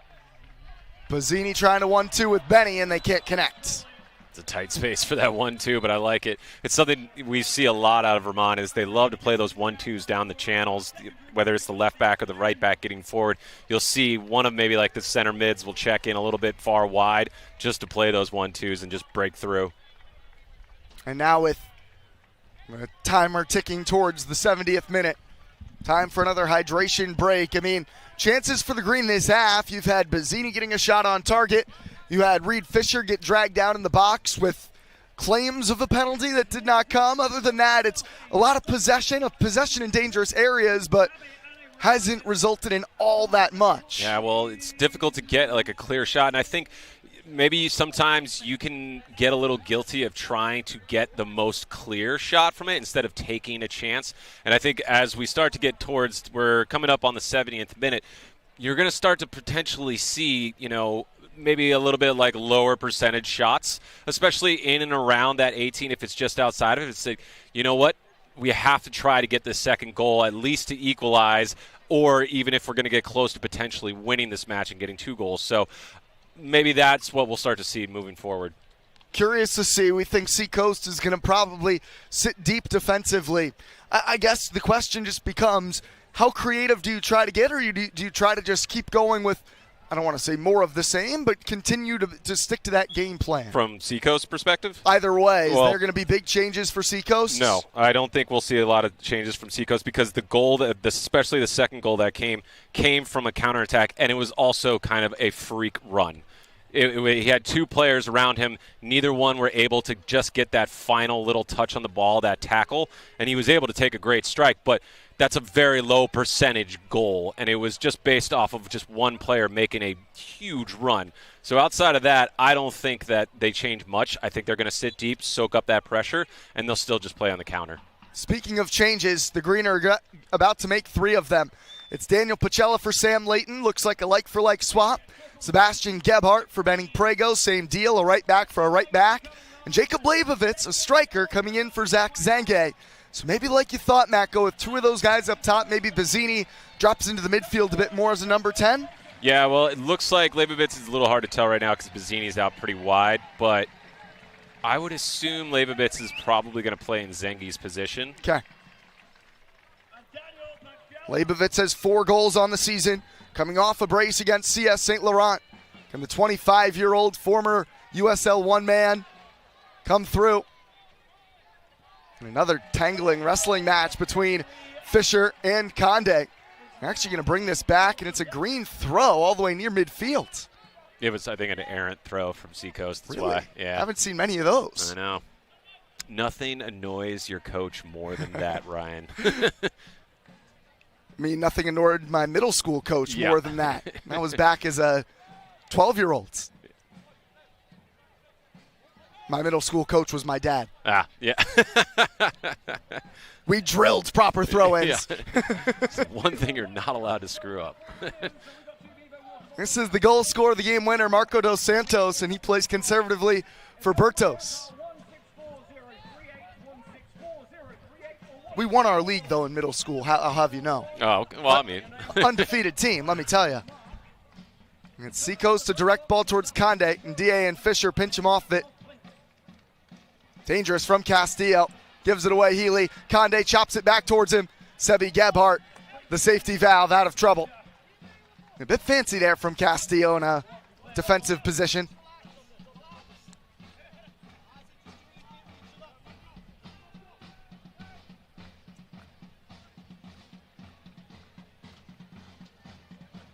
Again, looks like almost 3-4 shirts potentially in the midfield, and only Pacella roaming into the middle there.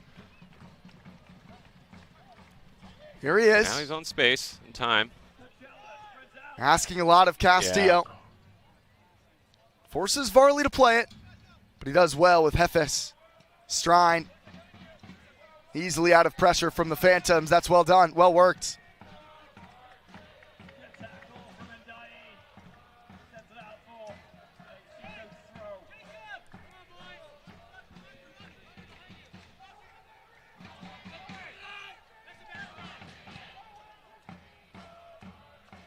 And a dangerous switch of play, though. Good step by Gebhardt.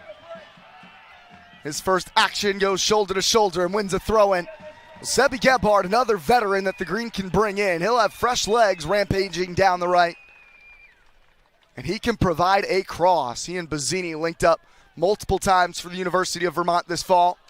And the flag has gone up. You could see right there, Gebhardt looking for Bazzini immediately. It's a foul on Gebhardt. Looked like it was a foolish foul from O'Neill's part, because where's he going? That's something that Adam and his staff will be very annoyed with. When you have basically, the opposition looking back towards their goal in their defensive third, what are their options? They're going to have to go long. You can receive the ball, recycle it, and reset.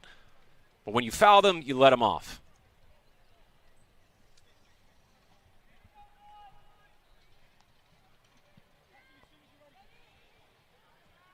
John's ball looking for Makadike. It's over everybody.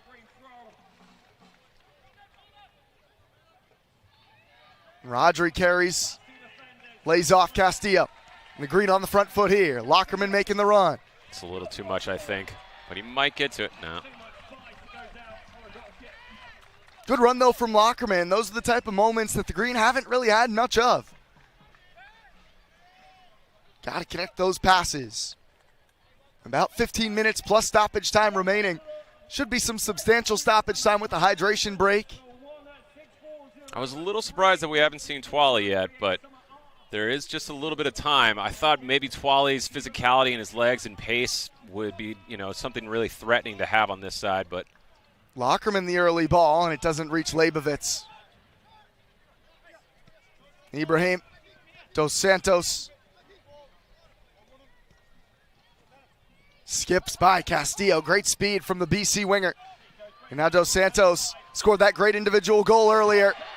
And DA takes it from him. Dos Santos was trying to go from midfield all the way to goal again. Leibovitz the early ball. And if O'Neill's pace can get on this. And Berto step for step. It's a Green throw-in. Bertos thought he'd won the throw. Good defensive work from him.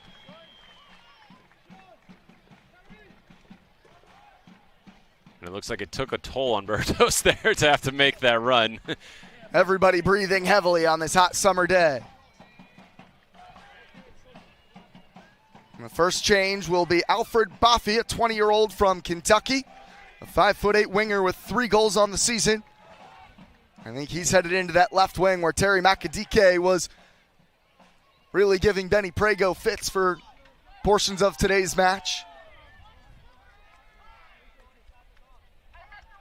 The other change looks like it'll go in the midfield. Sam White, another Boston College product, coming on for Shun Kushima.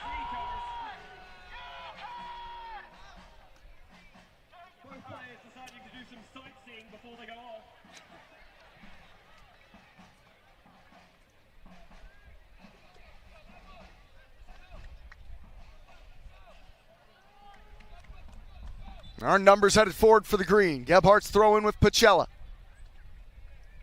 Gebhardt will provide service in the direction of Leibovitz, met by Bafi. Castillo steps to it with his right, now drags it left. Leibovitz tries to lay it off. Still Castillo, play allowed to continue. Poked wide, Hefes. And that went out across the end line, the touch line. It's a corner for the green. And it looks like they're going to try to take it quickly before anybody can get set. And DA telling Lockerman, hold on just a moment, let me get down there. Your eyes immediately go towards Bazzini, Fisher, and Leibovitz. Now Lockerman's ready. It's Gebhardt who rose up for it. Couldn't get on top of it. Couldn't get that whip with his neck on it. But another header won by the green. If they can keep getting those, keep getting those corners, it feels like that's maybe been where they've threatened the most. The set pieces in the corners, it seems to be something that Seacoast have struggled to contain Vermont with.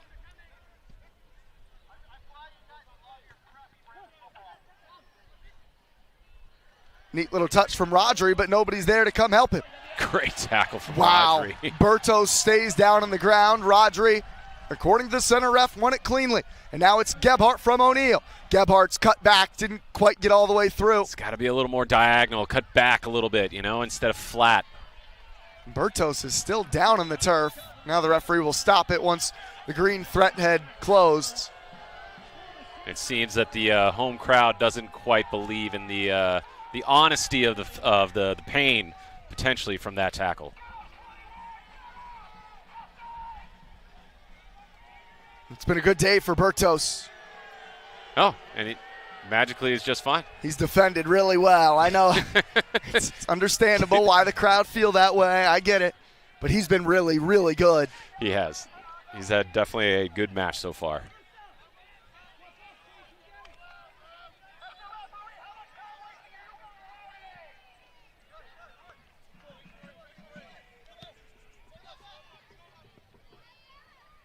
Bafi in front of Castillo. Lockerman playing 1-2.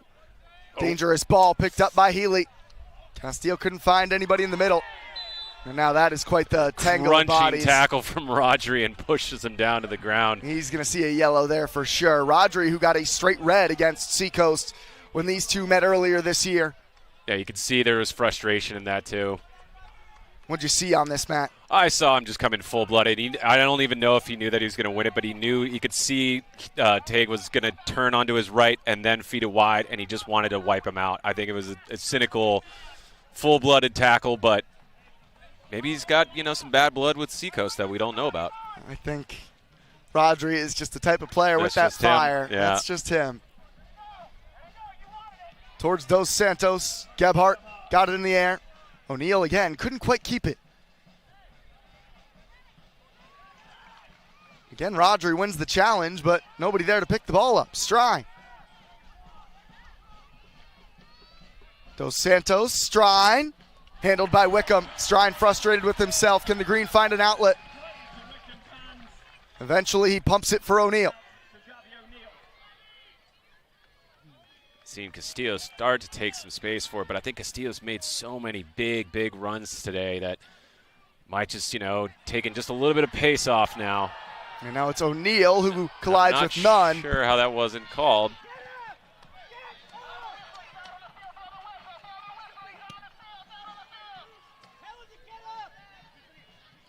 Bafi. And the cut back, and Gebhardt is there to meet it.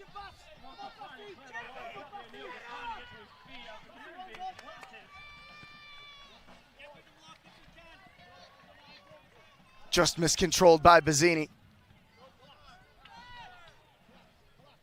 And you can start to see some heads going down. The it seems like the heat, especially when it's off the ball, when you're just chasing and trying to get possession back, it's exhausting. You can feel the crowd trying to rally the green. You can hear the coaching staff try to provide some energy.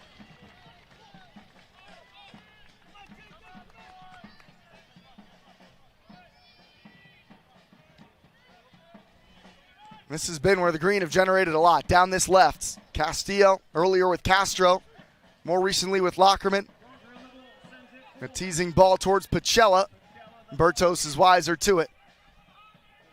And again, that's really good defending from Bertos. You know, putting his body, he read where it was going. He could see the pace on the ball. All he had to do was just make sure to shield it. The Greens searching for fresh ideas at the moment.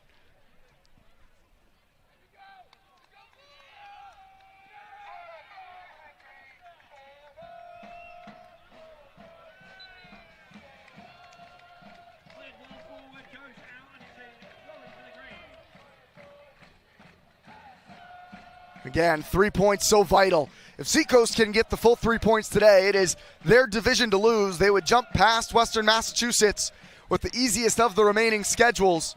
2 home matches still to go for the Phantoms. Castillo keeps that in.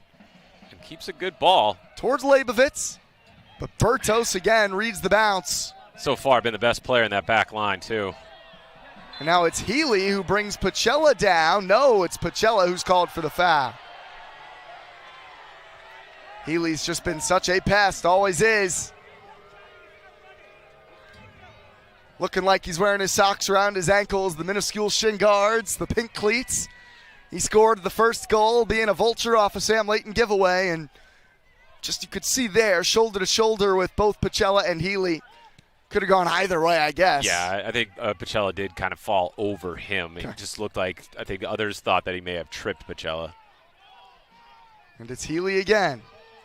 He'll cut it back by Rodri. Healy, square ball, Conde. The two of them link up quite a bit. Conde has a step now. Conde! Castillo the tackle, and now a bouncing shot gloved by Wickham. Strine let it free. It's a quick rollout. Gebhardt's looked lively once he's gotten on the ball. I like this down the right now. Not a lot of options going forward. That's good. Able to work it inside out with O'Neal. O'Neal switch the play again. He's dancing with it. Gebhardt's out there. He's got Leibovitz in the middle. Cuts it back. O'Neal towards Bazzini. Lays off Lockerman. No. Off target. Nick Lockerman. Beautifully worked down the right between O'Neal and Gebhardt. It's those type of misses, Brian, that hurt at the end because it makes you wonder, is it just not going to be our night? But that was probably the best, passage of play to create that attempt on goal. I've loved what I've seen from Sebi Gebhardt down the right. Right. And that was the sharpest moment for O'Neal as well. Bazzini, Leibovitz, and Lockerman were all waiting in the area. Still enough time to do it again, but getting a little close.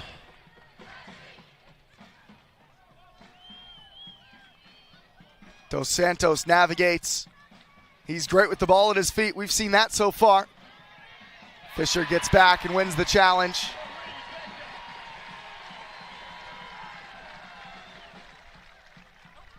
And now Dos Santos goes down with Fisher placing the ball right where he feels the throw-in should have been. He's going to get a yellow card for that bump of Dos Santos.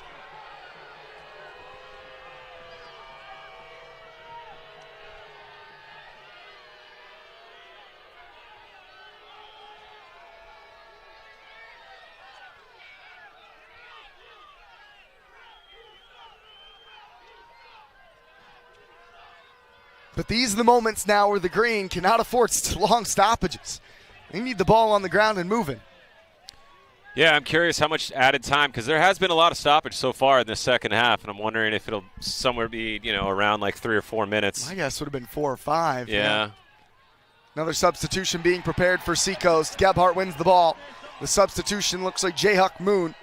Castillo needs to get up the field. I know he's probably tired, but he needs to create that width on this left side. Bazzini trying to control a corkscrewing ball. Eventually unloads for Pachella. That stops the Green momentum, but the Green have the ball back at their feet. Rodri asking for it. He's quarterbacked many of the Green attacks today, finding those line-breaking passes. There's another one. Leibovitz lays off Gebhardt. Gebhardt Got his feet tangled up, no foul. Whistle to his mouth and doesn't blow the whistle. I thought Gebhardt got clipped there. Castillo and Lockerman win it back. And now the tackles are starting to get a little dangerous here, Brian. You're starting to see them fly in 100%.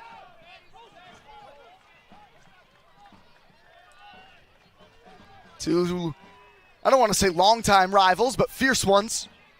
Leibovitz, not the right angle for O'Neill's run.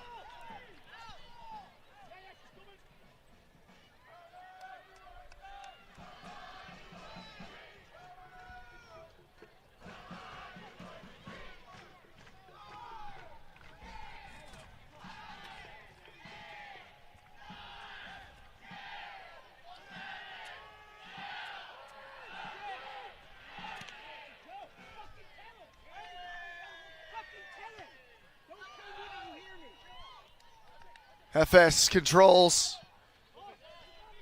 And Conde has wandered off sides.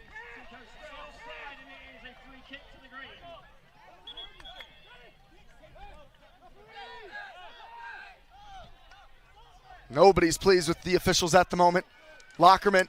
No, I could hear Adam talking about how long basically the goalkeeper was holding the ball before he actually released it, and it was going on around 13 seconds, which is outside of regulation. Seacoast do have two substitutes waiting to come on.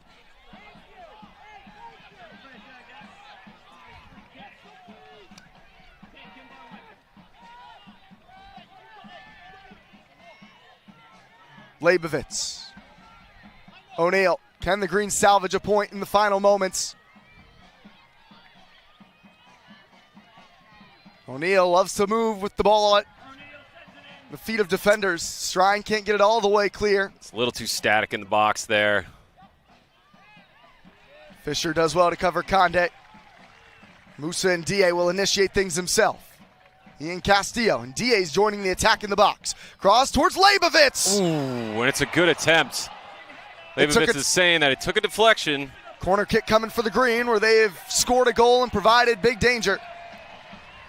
Now Conde's gone down near midfield. The substitute potentially headed his way. It's a good chance for Leibovitz, who's in a good spot, right? Yeah, that glancing header. It's hard to generate power in those, so you got to use the pace of the ball and just direct it. Conde and Dos Santos are the two to leave the field. Dos Santos at the moment who has the game-winning goal. It will be Moon and Aiden Chapella, an 18-year-old rising freshman at the University of Maryland. The two who enter for the Phantoms. As we near the 90th minute, Lockerman to take it. Towards the back post and handled by Jean.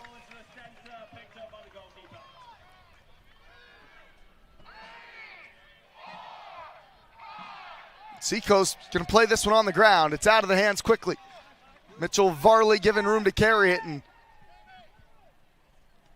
now you're starting to see those tired legs all the time in the world on the ball.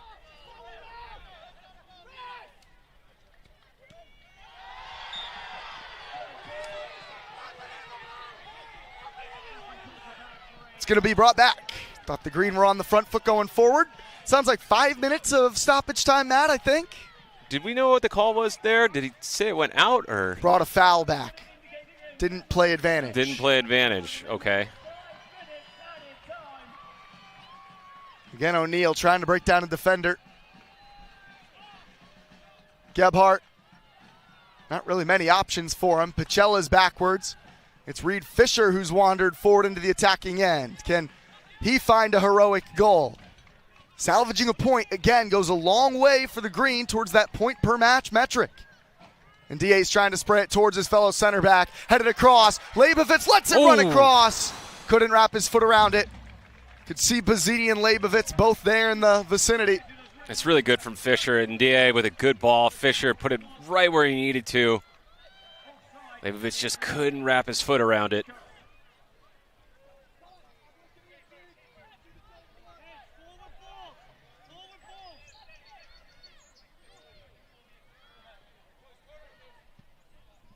John's ball deep to the midfield. Healy gets a flick before Pacella. Well done by Gebhardt. Those fresh legs of Chapella. Gebhardt's done really good since he's come in. I'd have to highlight that. Very direct. The Green forced to play now. Hefes won the first ball. Collected by Sam White in the midfield. And Chapella returns it to him. It is wide open now for the Phantoms to counter. Tired Green legs trying to recover. And White headed to the corner flag. It's a Phantom throw. This is not what you want to see, too. Able to drive all the way down to that corner for a throw-in. Oh, let me drop the ball. Someone else will take the throw-in from there. Eat up another 15, 20 seconds. It's a Seacoast team that know how to close games. Yeah, well, I mean, that's the way you play it. You hate it when you're on the other end of it. There's a skill to doing this. Rodri picks it off. Bazzini. Can he hold play up? Find an outlet now. They'll bring the play back for a foul. That's good work from Bazzini.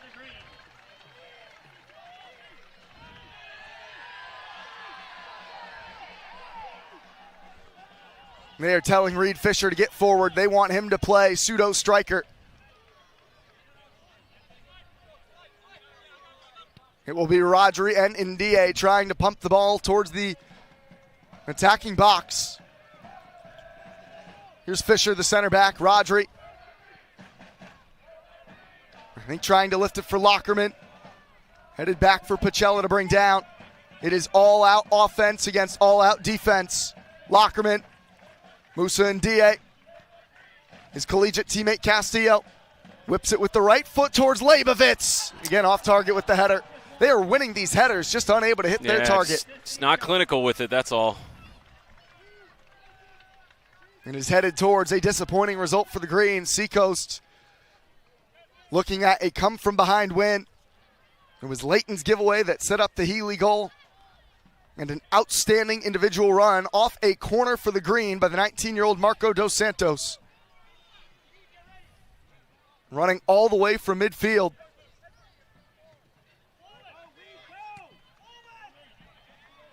Can Bazzini hold it up? Second ball to nobody. Bafi.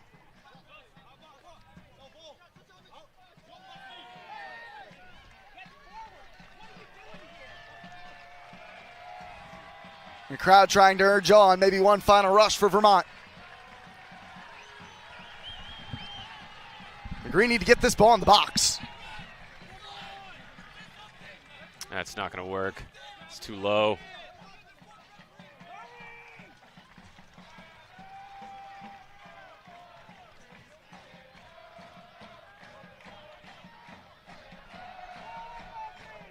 Leibovitz here to launch a big throw. Last prayers for the Green. I'm watching Castillo to see if he gets the ball. No. Didn't get it right. That's just unfortunate.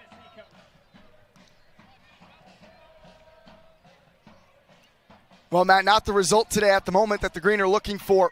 Still 2 matches remaining. You're going to have to win them both more likely than not. No, again, and it's shaping up to be similar to the first match in this season between these two teams, where it was actually fairly even between both of them, and it was just a lapse in concentration for both goals, I would say, for Seacoast today. One was, a brilliant run and a brilliant finish, but the other one was just a lapse in concentration. Wickham giving it to, Layton, who was under pressure, and Layton should have just smashed it wide from there, but it is what it is. Bafi. Urge towards the corner. Can't keep it in.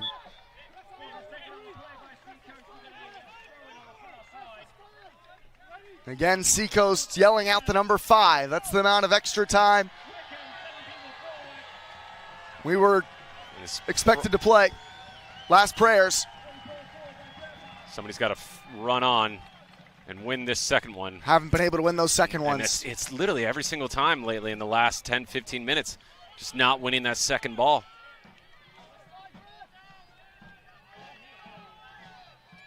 And Chapella runs into Gebhardt. Still play continues. Does Gebhardt have some magic in it? Leibovitz, the runner, to his right. He wants Bazzini to check to it. It's Nunn who beats him and thumps it back to midfield. That stays in play. And I don't know how much more time this ref's going to allow, especially if you keep it. It did not stay in play. He's going to give them one last chance, which I don't really. Why is he?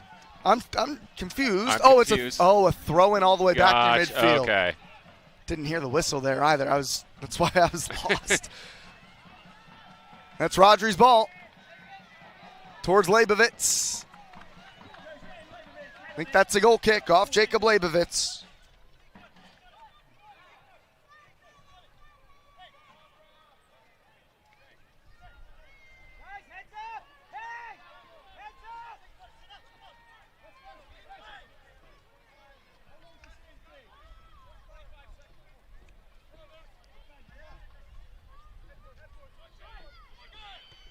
Over Strine.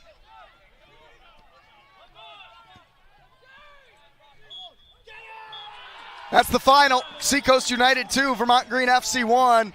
Again, Matt, final thoughts. A game that did not lack any intensity. It didn't lack chances. Just for the Green, unable to be quite clinical enough, and Seacoast take really advantage of their two best. No, and that's what it was in the back of my mind, and I'm sure I mentioned it at one point, is after a while, if you don't take advantage of those chances that you're getting, if you don't bury, at least more than one, it can come back to haunt you later on in the match, and we saw it happen today. Granted, it was an error just based off of what had happened for Leighton. You have to forget about those. But then it was also just a little bit of a lapse in concentration. It was a great run from DeSantos and even a better finish from there. But outside of that, you created what? We think maybe roughly around 10 different chances. You got to bury at least 2 of those, Brian. Going forward, so the Green sit at now 8 wins, 2 losses, 2 draws. You're still at 26 points. As of now, you do still have a slight edge on the Metro third-place team in points per match, and it helps that today their second and third-place teams were playing. Somebody likely going to drop some points there. You're in a decent spot still for the playoffs. Regrouping for the Boston Bolts Wednesday and for Western Mass on Saturday. Still 2 high-level opponents to finish the year. How do you refocus? I think it would be a tough ask to face Western Mass immediately right after a frustrating defeat. I can tell just based off the body language and what we've been hearing down near the bench, this has been a frustrating loss. Everyone's going to be very annoyed by this, and they're going to need to kind of go out and play again as quick as they can and try to rectify that, get their confidence back up for Western Mass. Not saying that Boston Bolts is, you can't just walk in there and assume, oh, we're just going to get a W. I'm just saying I would rather have maybe a perceived less difficult match following this one to kind of regroup, then go into the Western Mass. Finish as strong as you possibly can so you give yourself the best possible chance in the playoffs. Seacoast retake sole control of first with a 2-1 win. Goals from Healy and Dos Santos, while the lone green strike comes from Sam Layton. That's going to do it for us today from Virtue Field. For Matt Montel and our entire outstanding production crew, thanks so much for joining us, everybody. One more home match of the regular season remaining. We'll talk to you on Wednesday. This has been Vermont Green FC Football.